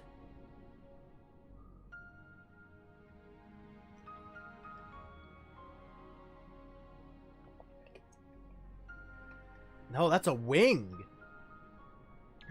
Gods preserve. Dark wings that would engulf the very heavens. These could only belong to Bahamut, the primal who laid Eorzea to waste 5 years ago. At Cartano, my grandfather sought to imprison Bahamut anew by invoking the power of the 12. Alas, the Dreadworm proved too powerful, and he soon broke free of his confines. Yet instead of resuming the destruction he had begun, Bahamut vanished. Whither to, no one knew until this day. But I do not understand. If Bahamut is truly a primal, how is it that he retains his physical form? Did Grandfather defeat him? Or is there some other explanation? We must press on if we are to learn the truth.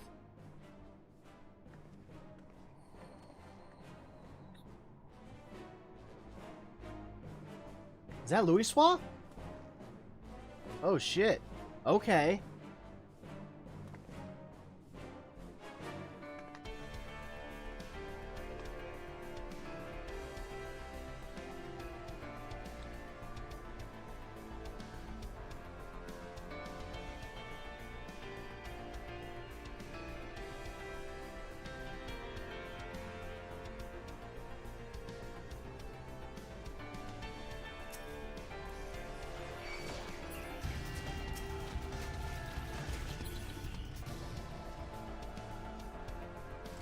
Let's see, where to?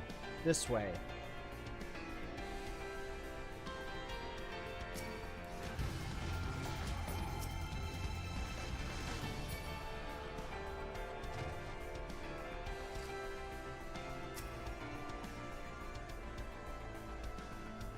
This is a good remix of the Realm Reborn theme. This way there's nothing.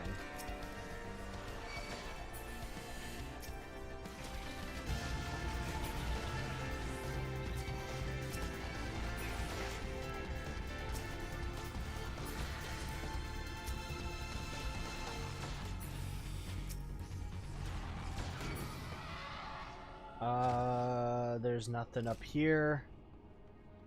So I guess I gotta go this way. Dark Matter Golem.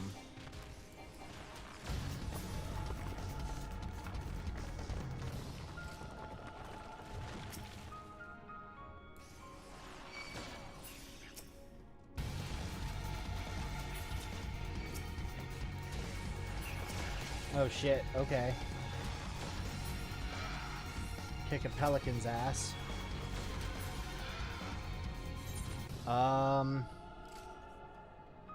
There's something up this way.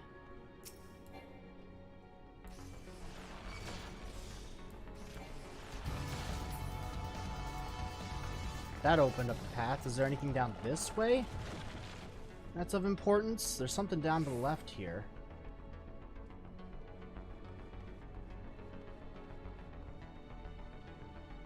I'm not sure if this is the right path.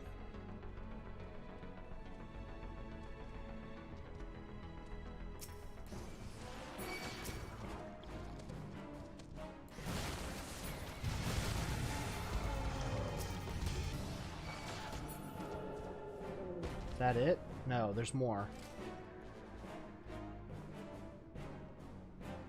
Down this way?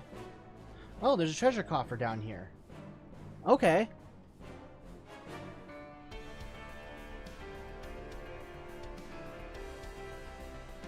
Let's see what this thing holds. 2 X potions, an X ether, and a high potion. Alright. So there's no gear in these.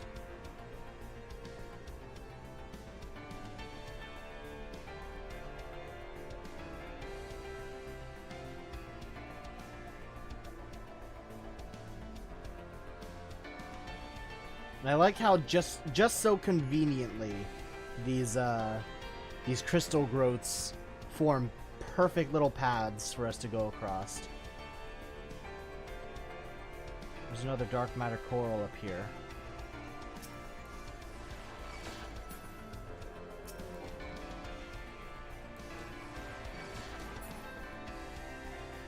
Nab that guy. What's up here?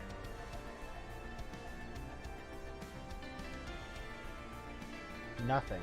Okay. Well, let's turn right back around and go back then. And head back to what I'm assuming is the proper quote-unquote path.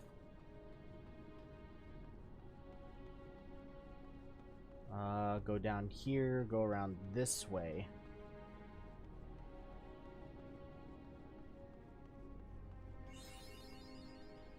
Okay, so this is the path. The boss is this way?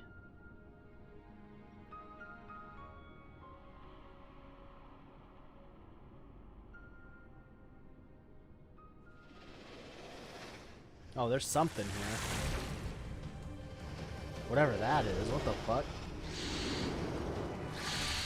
Whoa, that's weird. Is there a hole in the middle of its head? Caduceus.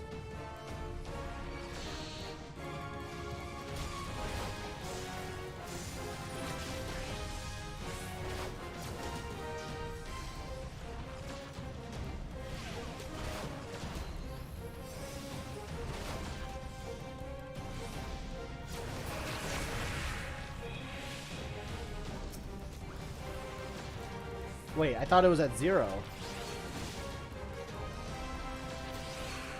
Okay, cool. Huh. Nope, I got a Discord message.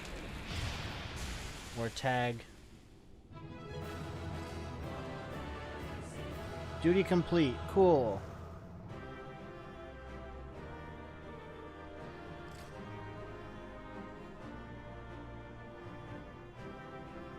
Treasure coffer, treasure coffer. Let's see what we get.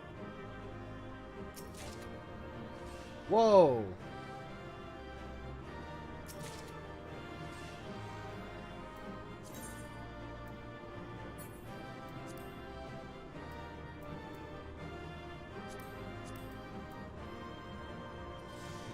I got Marauder's Arms, a Tonberry card. Might as well use these up and get them out of my inventory.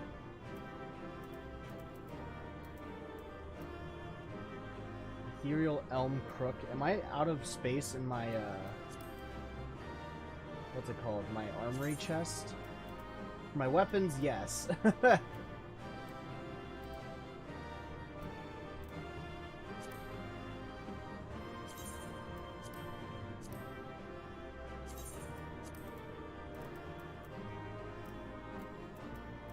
Fuck.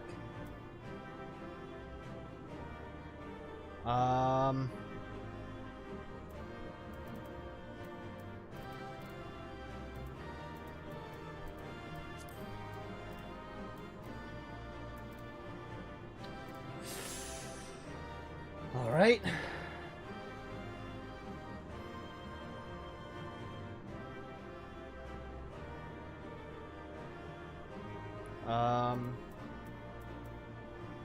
Oh, you got Fantasia. Alright. Cool, let's leave. And I gotta take care of my inventory, Christ. Scion Supplier. Alright, I got shit to sell, Supplier.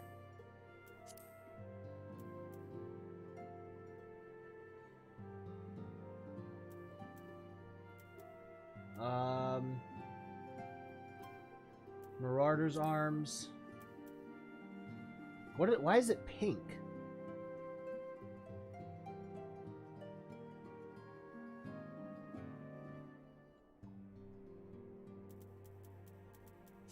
Well, let's just sell these. A blood-soaked leather grimoire cover retrieved from the site of a gruesome battle. Huh. Well, I have no need for any of these, or that, or this, or this, or this. Or this, or that, or that, or that, or all that Cinnabar, or the milk, or the nug.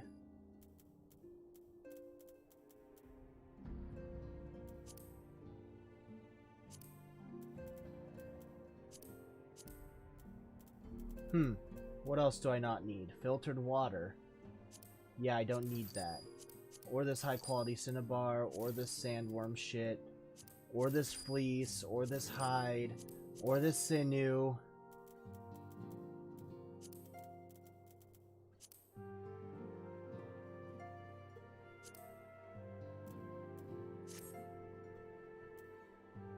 Alright, well hopefully that I make back some gil from this.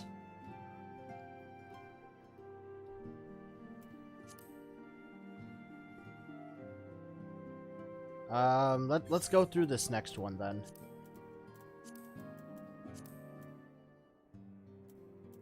Raids. The Binding Coil of Bahamut. Turn 2. Wait, now it says I haven't done the coil turn 5 yet. What the fuck? Alright, join that one, I suppose. Do these get more difficult? This is gonna be interesting.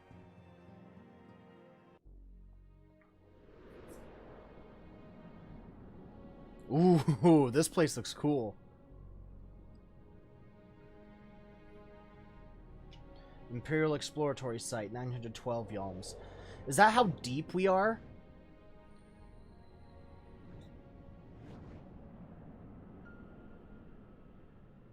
Do we just keep going deeper and deeper into this cave? Whoa. At what point did we get on there?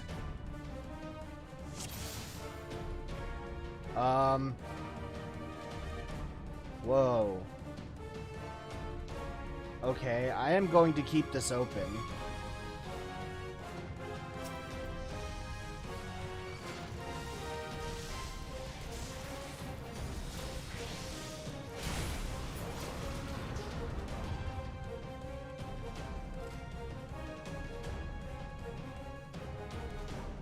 So I'm wondering if I should go and explore all of these locations.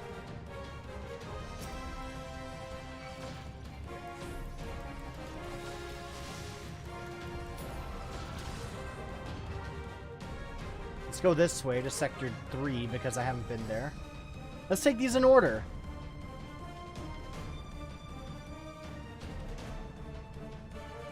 Or as much of an order as we can. So I'm in Sector 3. Thinking about going down to Sector 5, then 4. Or 5, then 6, then 4, and then 7. So down this way.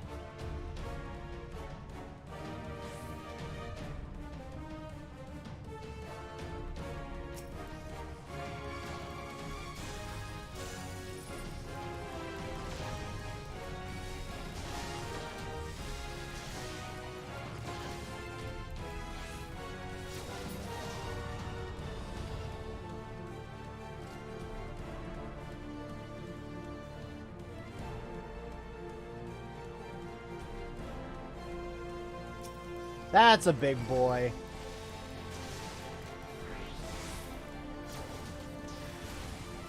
Fairly chunky boy, too.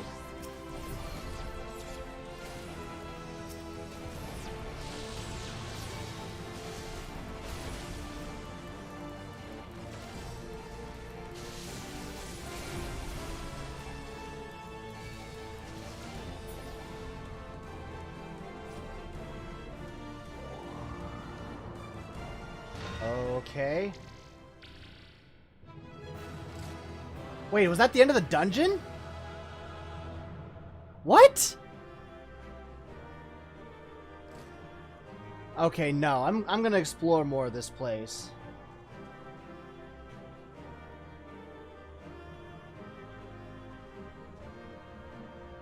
Sector 7. All right. What is up here? The Sector 4 is up here. There's nothing. I'm guessing there's probably some kind of fight here. I'm confused, but okay.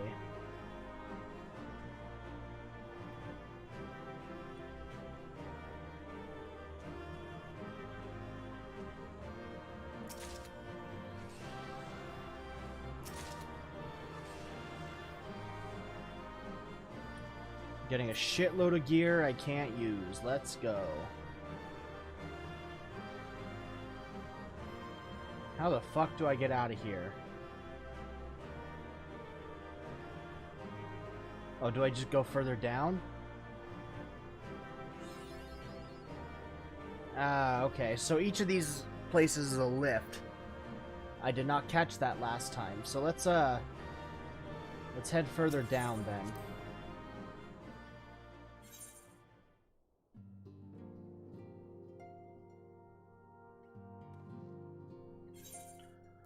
Alright, next one. Turn 3. Let's see what this one looks like.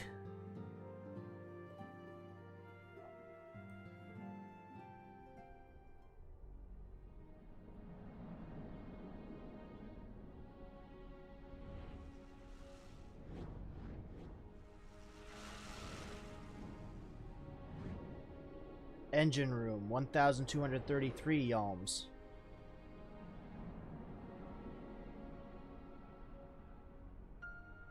Looks pretty trashed from what I can see.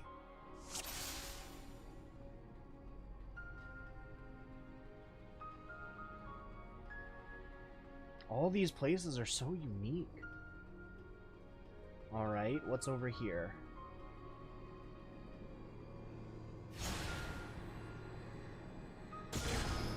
Okay.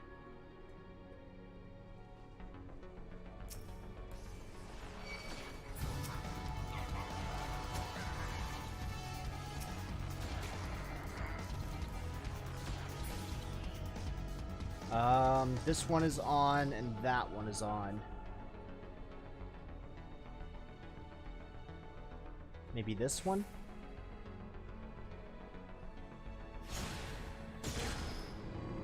Oh, no, this just shot me back to where I was. Okay.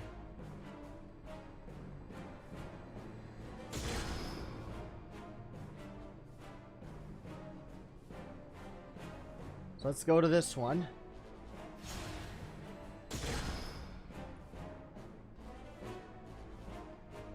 This one to go over...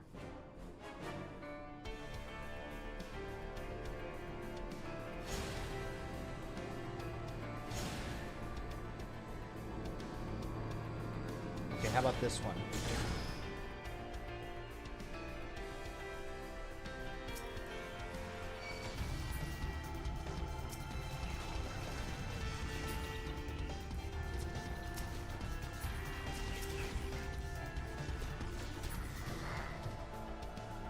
Oh, fuck, okay. This one? Maybe? Whoa, right on the edge, okay. Ooh, treasure copper.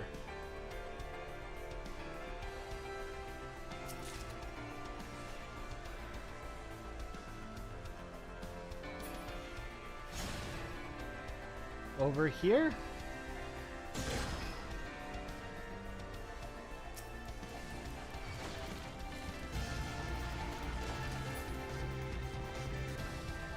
That one does nothing.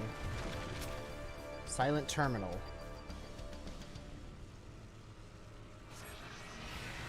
The ethereal field dissipates the teleportation terminal. What? What's over here?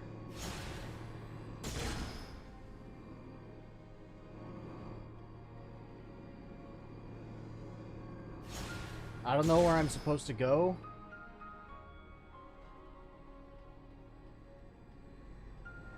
What's up this way? I've probably been here before. Oh fuck, okay. Alright. Actually no, I do want to be down there.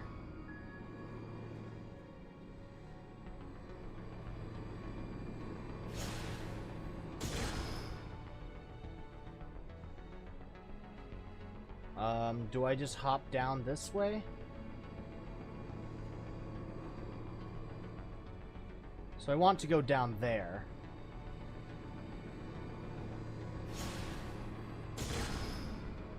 There we go.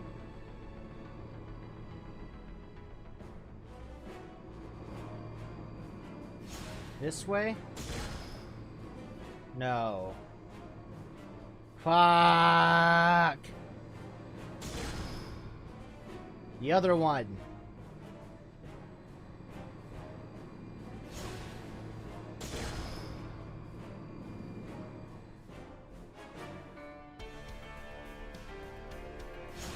This one. No!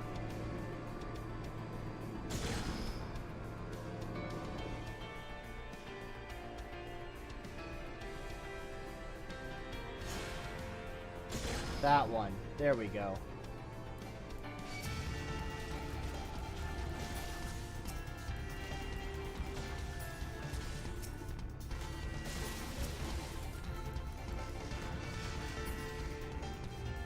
Alright, moving forward, I need to go this way. Oh, okay.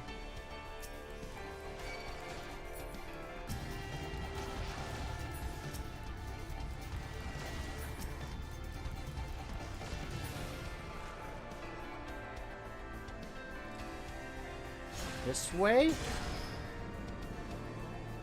Going further down.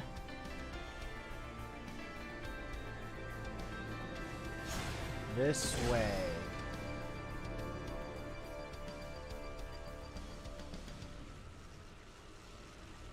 Okay, so I can't go further this way. What's over here? Oh, that sent me up here. Cool.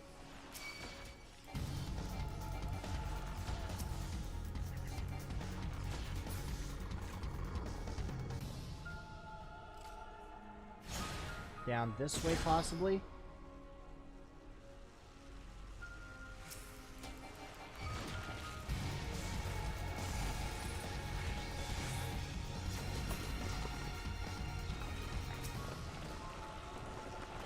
Alright, Silent Terminal, do your shit!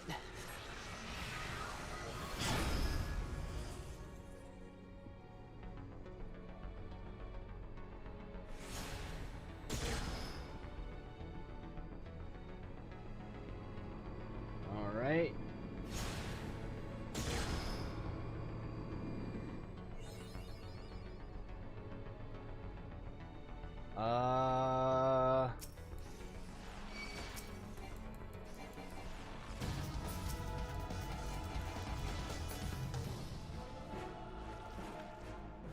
Ugh, God, that sounds gross.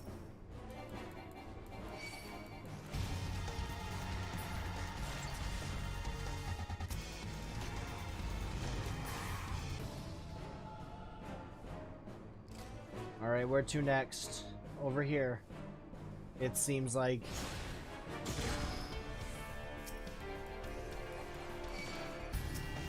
Is it just me, or does this, cycle of creatures look pretty similar?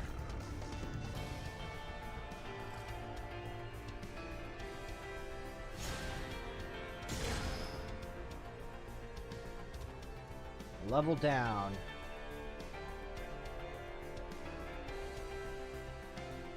Cool. Can I go this way? No, I can't.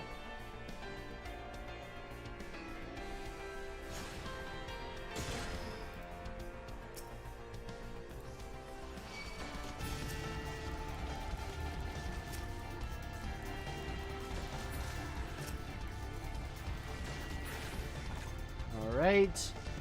Further this way, I'm guessing.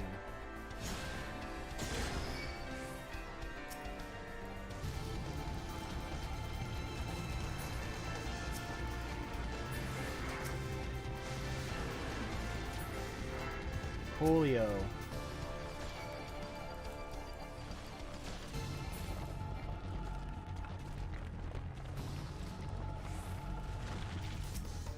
Silent Terminal.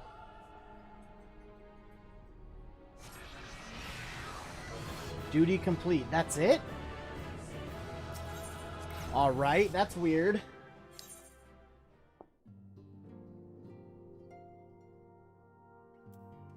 No treasure chests at the end or anything?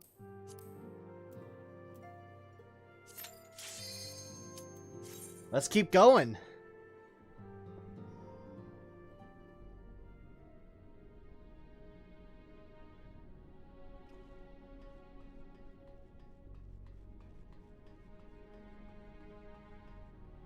Is everything good?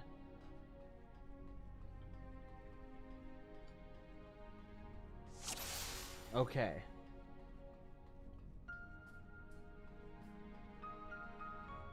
That's the exit. Alright, so we gotta go here.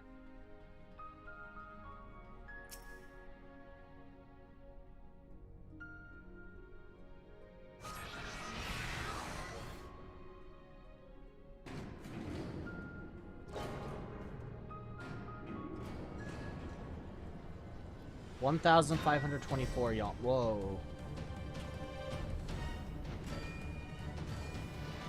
Okay. That's pretty fucking weird.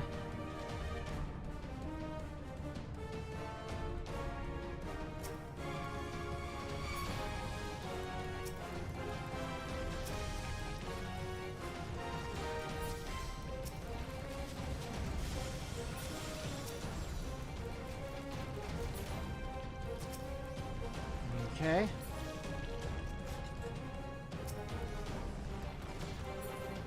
Clockwork Soldier, Clockwork Knight.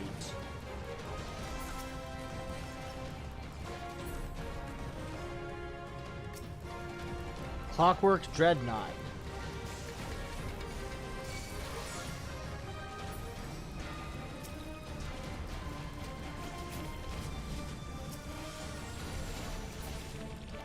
Alright.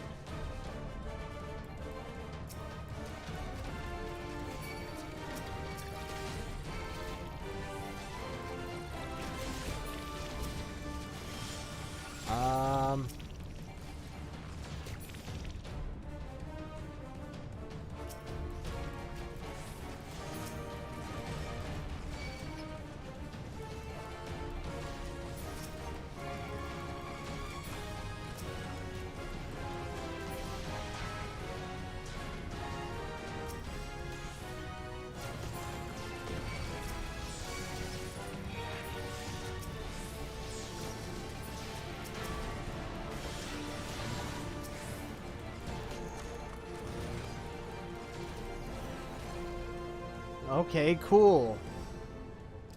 Is that the end? What? Alright.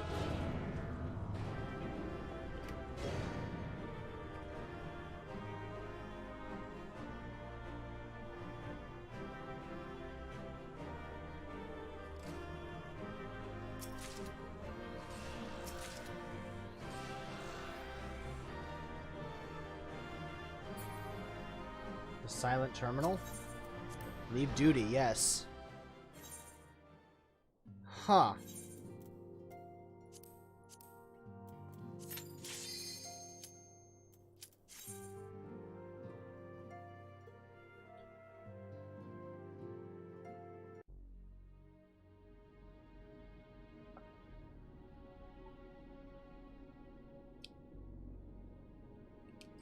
Central core, 1,910 yalms. Oh, that's a fucking claw.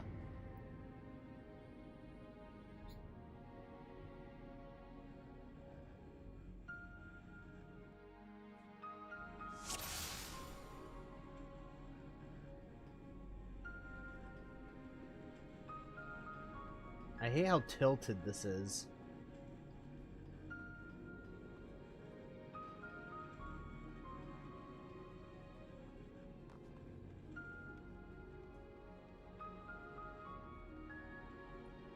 Cutscene. This is going rather more smoothly than I expected.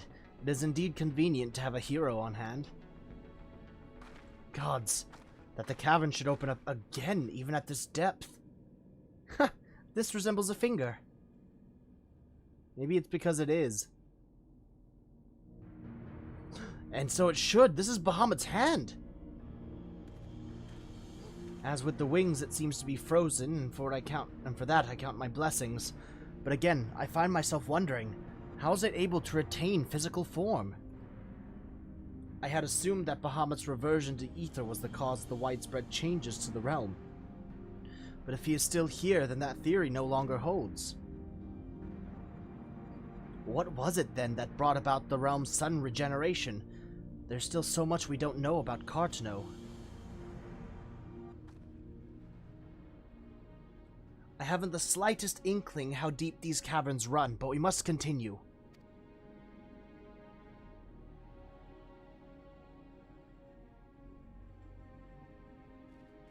Huh. The right hand of Bahamut. Oh shit.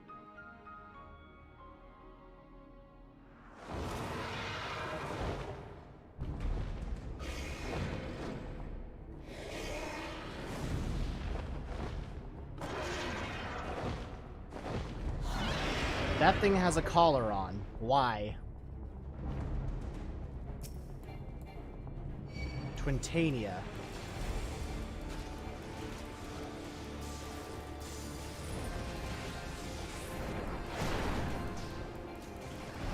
The Scourge of Mericidia. Alright, I'm actually taking some damage in this one.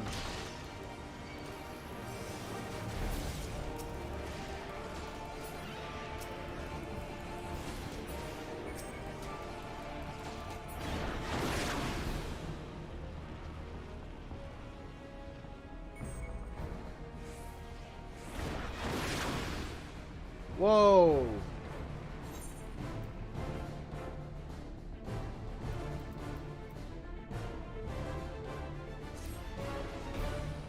Okay.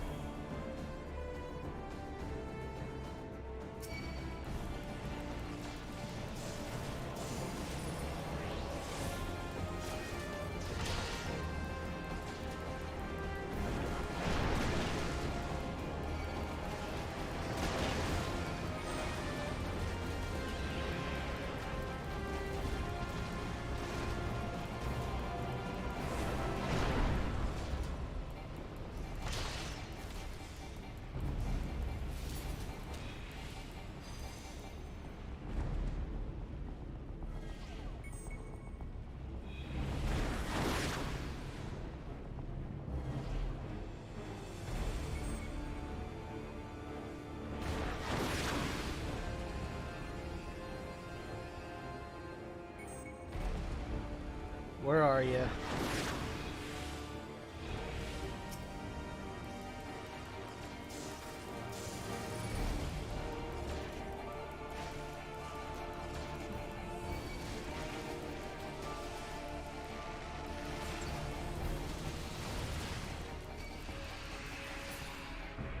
Alright.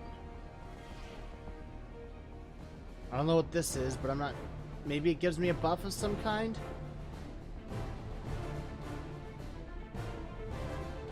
I'm not sure.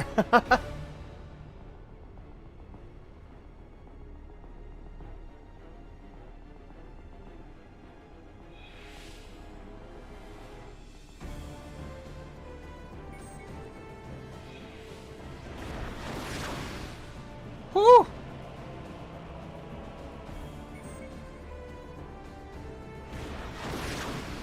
Fuck! God damn it.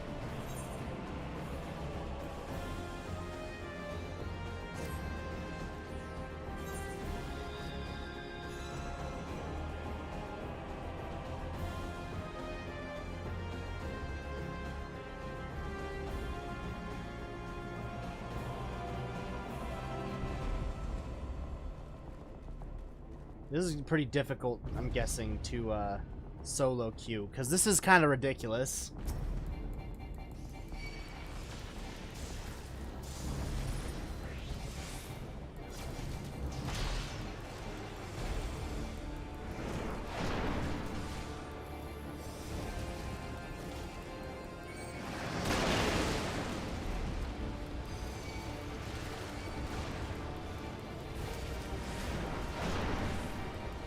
Come on.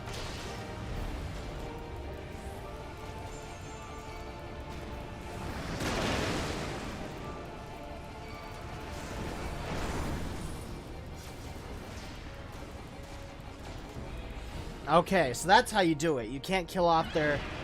You can't kill off his underlings before he attacks you. Got it.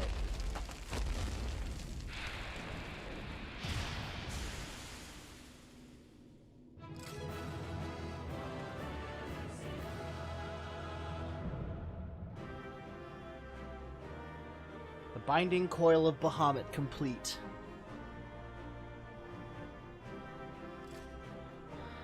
Alright.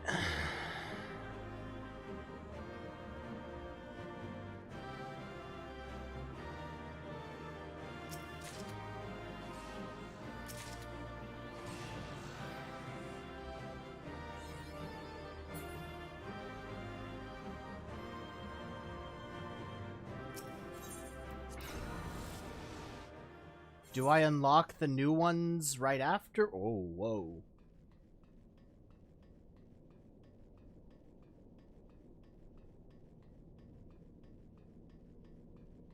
Okay. Activate the lift. Sure. Yeah, let's go.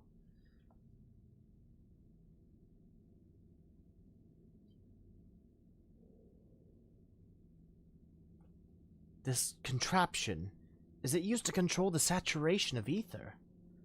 I suppose there's only one way to find out.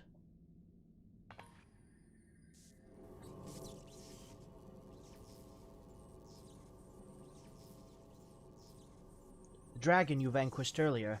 Doubtless you noticed the peculiar contraption about its neck. It was likely a receptor of some description used to enslave the creature. Ancient Allig possessed the means to control dragons, it would seem. The Ishgardians would kill for this knowledge, though to be sure, it could as easily be brought to bear against them. An army of dragons could turn the tide of any battle, as the Garleans once learned to their sorrow. I would not be the least bit surprised if they now sought to exploit this power. Whatever their plans, this serves as another reminder of the might of the Alligans. One cannot help but wonder how so advanced a civilization came to fall.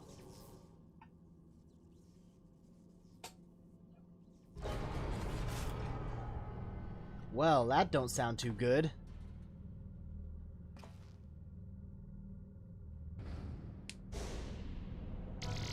Whoa! Hello.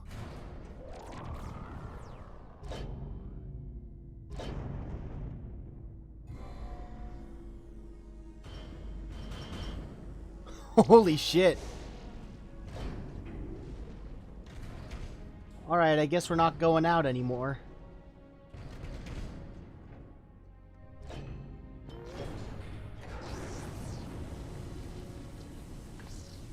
Gods be good.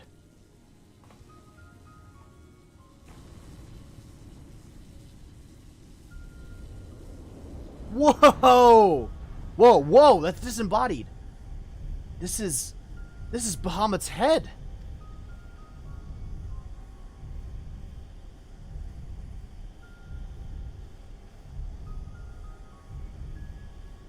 Who did this? And that enormous crystal. It pulsates as if it were a heart. And the primal that had awakened, was it Bahamut all this time? No. No, no, no, this cannot be true. This would mean that grandfather died for naught.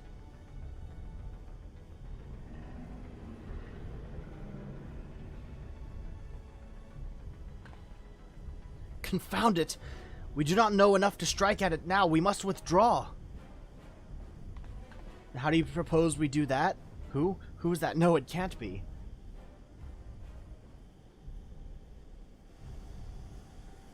Oh, shit. Grandfather, is it truly you?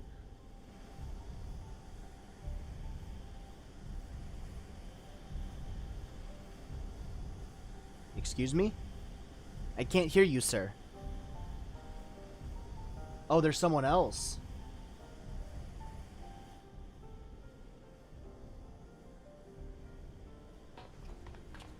Is that Nail Von Darnus? No, don't leave me again, please. Grandfather! Oh, shit.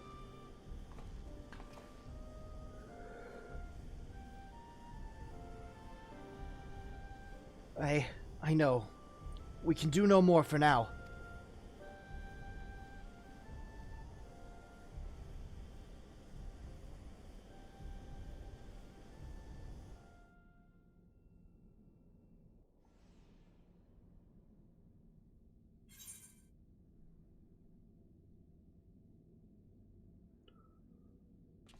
Oh boy. Oh, I gotta exit through here. Yes. Exit the binding coils.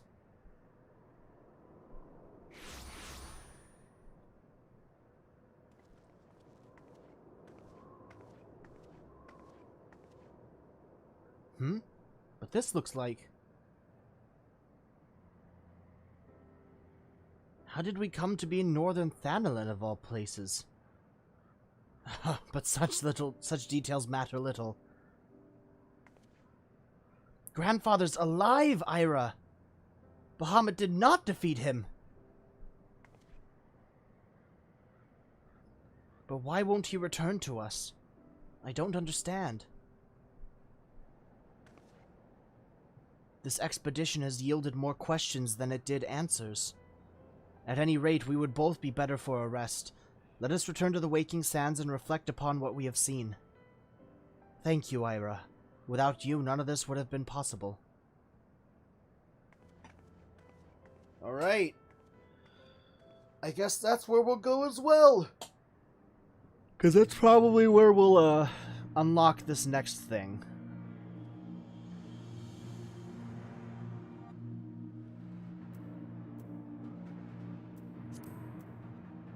Where is Vesper Bay? Do I still have a Vesper Bay? Yeah, I do have a Vesper Bay ticket. Let's use that.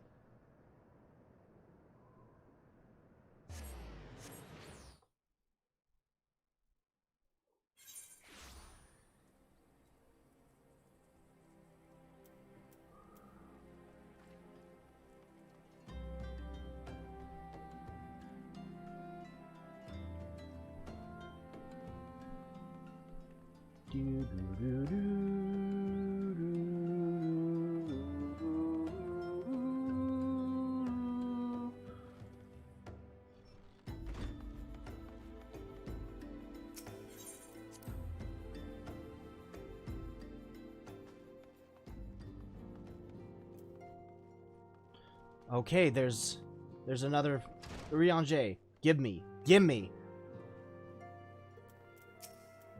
I'm pleased to see you again, Ira. I have already shared the fruits of our expedition with Urianger.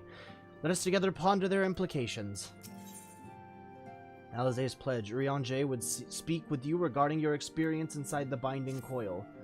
Full glad am I for thy safe return. Lady Alizé hath apprised me of thy many experiences. As thou wilt doubtless be aware, Master Louis Soir was my lady's grandsire. Gravely concerned was I for her safety, but 'twould seem I need not have been so. With all my heart, I do thank thee for watching over her. But come, thou must speak with Mistress Alizé upon that which transpired within the binding coil. May it serve to bring us closer to the truth of the calamity. Okay. Shall we begin, then? Urianger, I understand you have a report of your own to share with us. Aye, my lady, even as thou didst emerge from the depths, an etheric disturbance betokening primal activity was observed.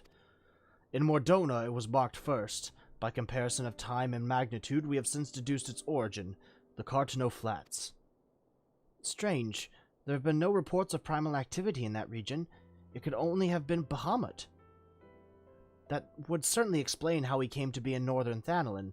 Somehow the cavern took us all the way from Vilbrin to the heart of Aldenard. 'Twould seem so, my lady. But it is all but certain, then. After Bahamut disappeared 5 years ago, he hid himself deep beneath Cartano, and has since lain dormant, regenerating. Aye, my lady, taken together with thine own account of Bahamut's continued presence, the land's slowness to heal and the disorder of the etheric currents do point to one conclusion. Bahamut stirreth. If left unchecked, the primal shall drink of Eorzea's life force till he doth waken to rain ruin upon the land. Rest assured, I do not mean to give up, Ira. Bahamut may still live, but so too does Grandfather. For the past 5 years, he has been keeping vigil over his nemesis, making certain that the primal does not escape. Master Louis Soir doth yet live. I durst not hope. And thou art certain 'twas no mere manifestation of thine all too sorely felt grief. I know how desperate this may sound, Urianger, but I saw him with my own 2 eyes, as did Ira.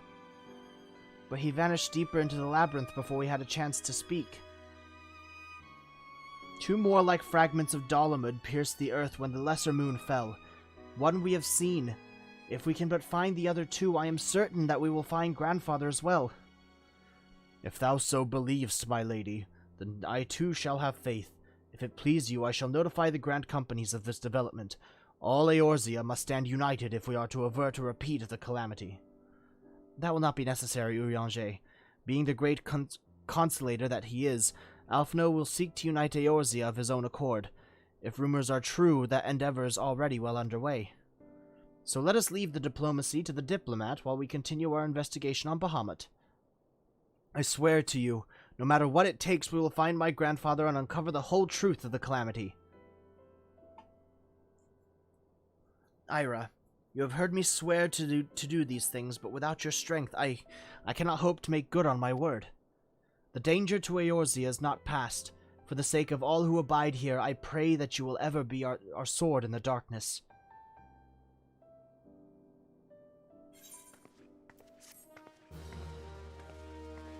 I got almost 4,000 gil just for talking with her? Cool. Another turn in the coil. Urianger would have you delve deeper into the mysteries surrounding the elder primal Bahamut. A crystal-choked abyss lieth beneath the Cartano Flats, the unholy cradle of an elder primal, and by thy hand were truths great and terrible wrested from those once celestial depths. Yet, as is oft the case, an answer doth breed a profusion of questions, and the unknown doth beckon with irresistible allure. Ne'er have the mysteries of the Red Moon lain so neatly within our grasp. Lady Alizé hath sent word of her coming. 'Tis time once more to brave the precipice and leap, unflinching, into the jagged wound that doth gape beneath the land.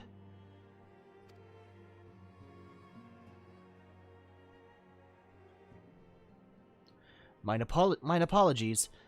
I trust I have not kept you waiting, or I kept you waiting over long.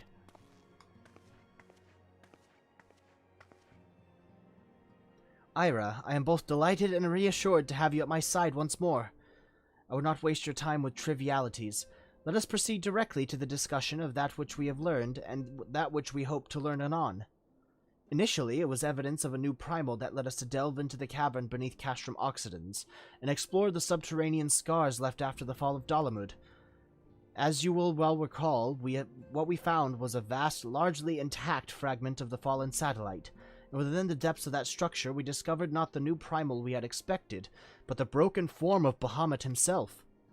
Yet, even this great revelation would soon be shadowed by the appearance of my own dear grandfather.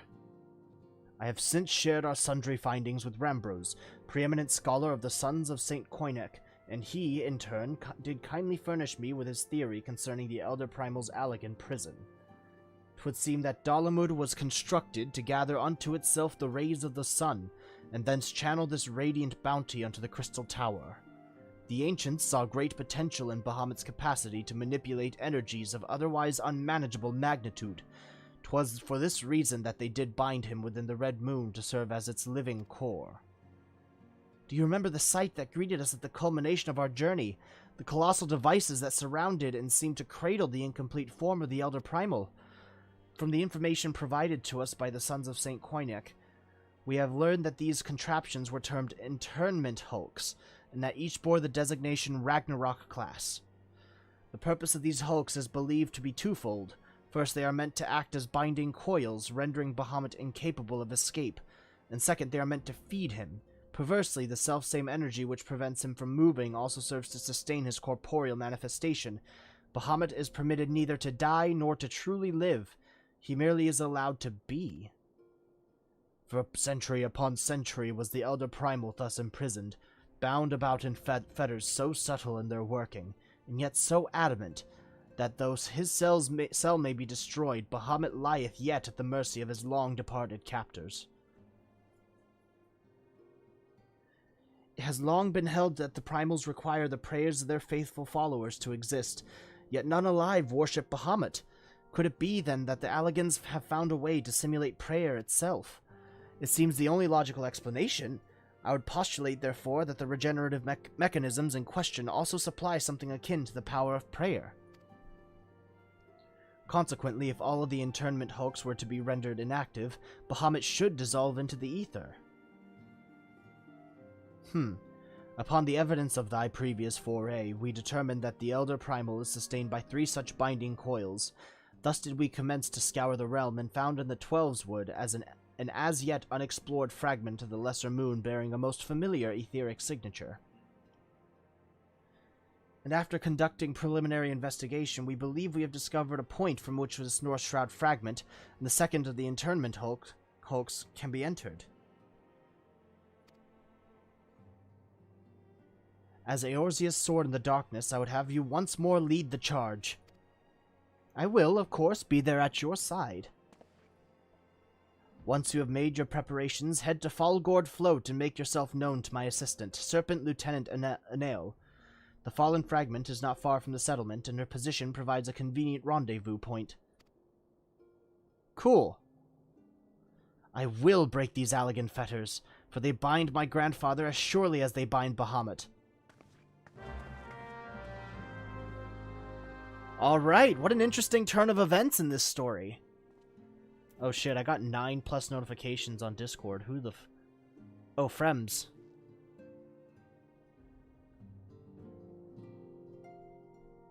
Oh, hold on. We can get, Jessica in call.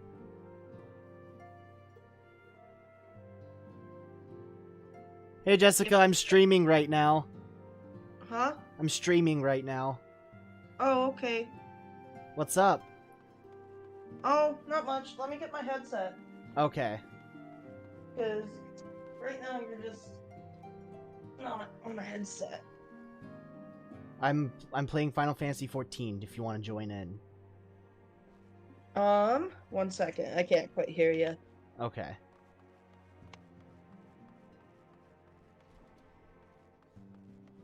I will have to that for now, just because Shelter 2 just came out, and so I'm playing that and trying it out. What's Sheltered? It's a post-apocalyptic colony building game. It's pretty fun. The first one is pretty good. I haven't played the second one. Huh. But yeah. Yup. My channel's been growing a lot recently, and I don't know what to do about it. That's good. Also, your cat is very... Oh, no, that's Stark's cat. Never mind. Mm-hmm. Very cute. That cat's a chonker. When my girlfriend and I visited Stark at their college, we were able to meet Abby, and she is an absolute chonker, and she sheds a shitload too. Yeah.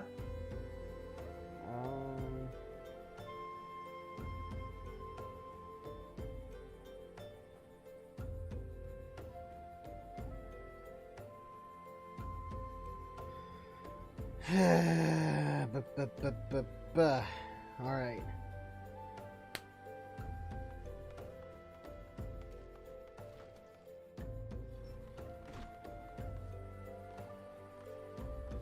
So tell me about Sheltered 2, though. I haven't even... I'm in the character creation. Okay.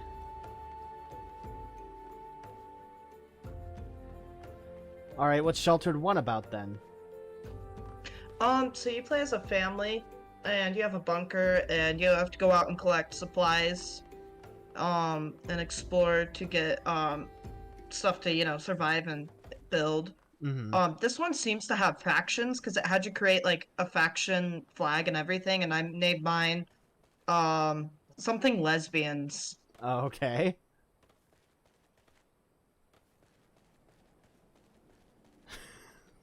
Alright, that sounds like a lot of fun. Yeah. How long ago did the first one come out? Oh, a while. It took them forever to put out another one.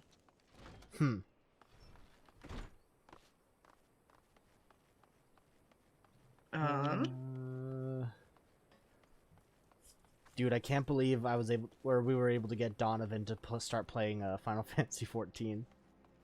Yeah, I gotta get back into it. Have you not played since like the last time, like I streamed you? No, I played a little bit, but I have, 1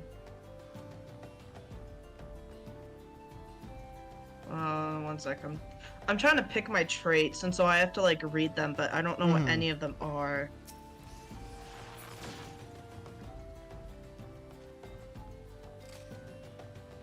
Oh, also, Donovan doesn't like my slut outfit.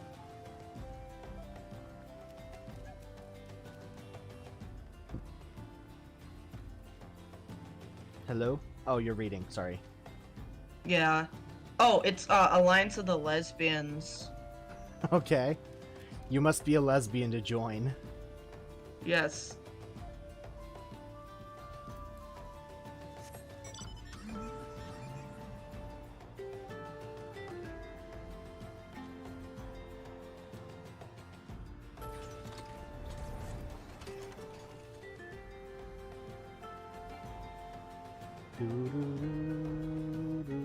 I'm editing my other 2, and they're both female. Oh, you can actually do same-sex couples in there, or? It's not like they're couples. I don't think so. Huh.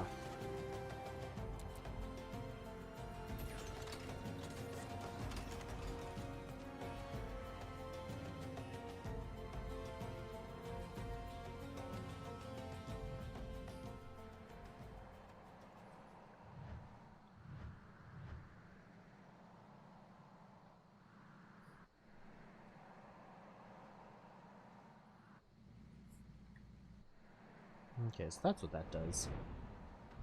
Okay, I need to adjust the volume of the game because I can barely hear you over it. That's all good. I was just whispering there. But can you not hear Well, me? no, like, I'm... even when you're normally talking. Oh, shit.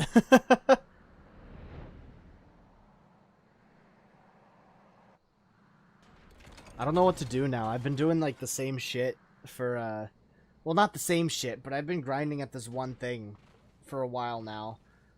I need more people to do one of them, because it's a level 80 thing, and I can't just blast by it on my own. And this other one is, kind of, like, it's got little nuggets of story in it, but, like, I don't know. There's not, like, enough story to keep me engaged in this plot thread. Okay. Oh, finally I can turn it down. Stop it, Chester. Bad girl. No. You don't claw at the chair. Oh, so I have pretty much decided that things are done between me and Brett, because I sent her a message. Do you want to be talking about this saying- on stream? No. Did not know you were on stream. I said I was on stream earlier. Oh. Yeah, we'll talk about that later then. Okay. I'll tell you what the game is I'm about. almost done streaming, don't worry. I'm kind of just trying to figure out if there's anything else I could do, but I'm drawing dead ends everywhere. So I'm going to get myself to a city state and call it quits for today. Okay. So, hold on. Let me just teleport over to Gridania, because that's kind of like my home place now. Or that always has been my home place. What am I talking about?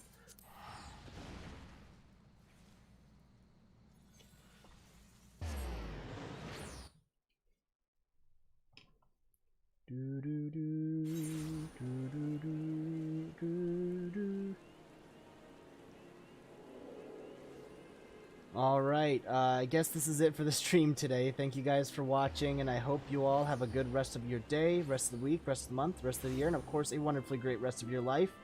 And I will see you next time. Hopefully next time I come in, we'll be able to get a few friends to go into the Emerald Weapon fight. Pretty excited about that. But yeah, with all that being said,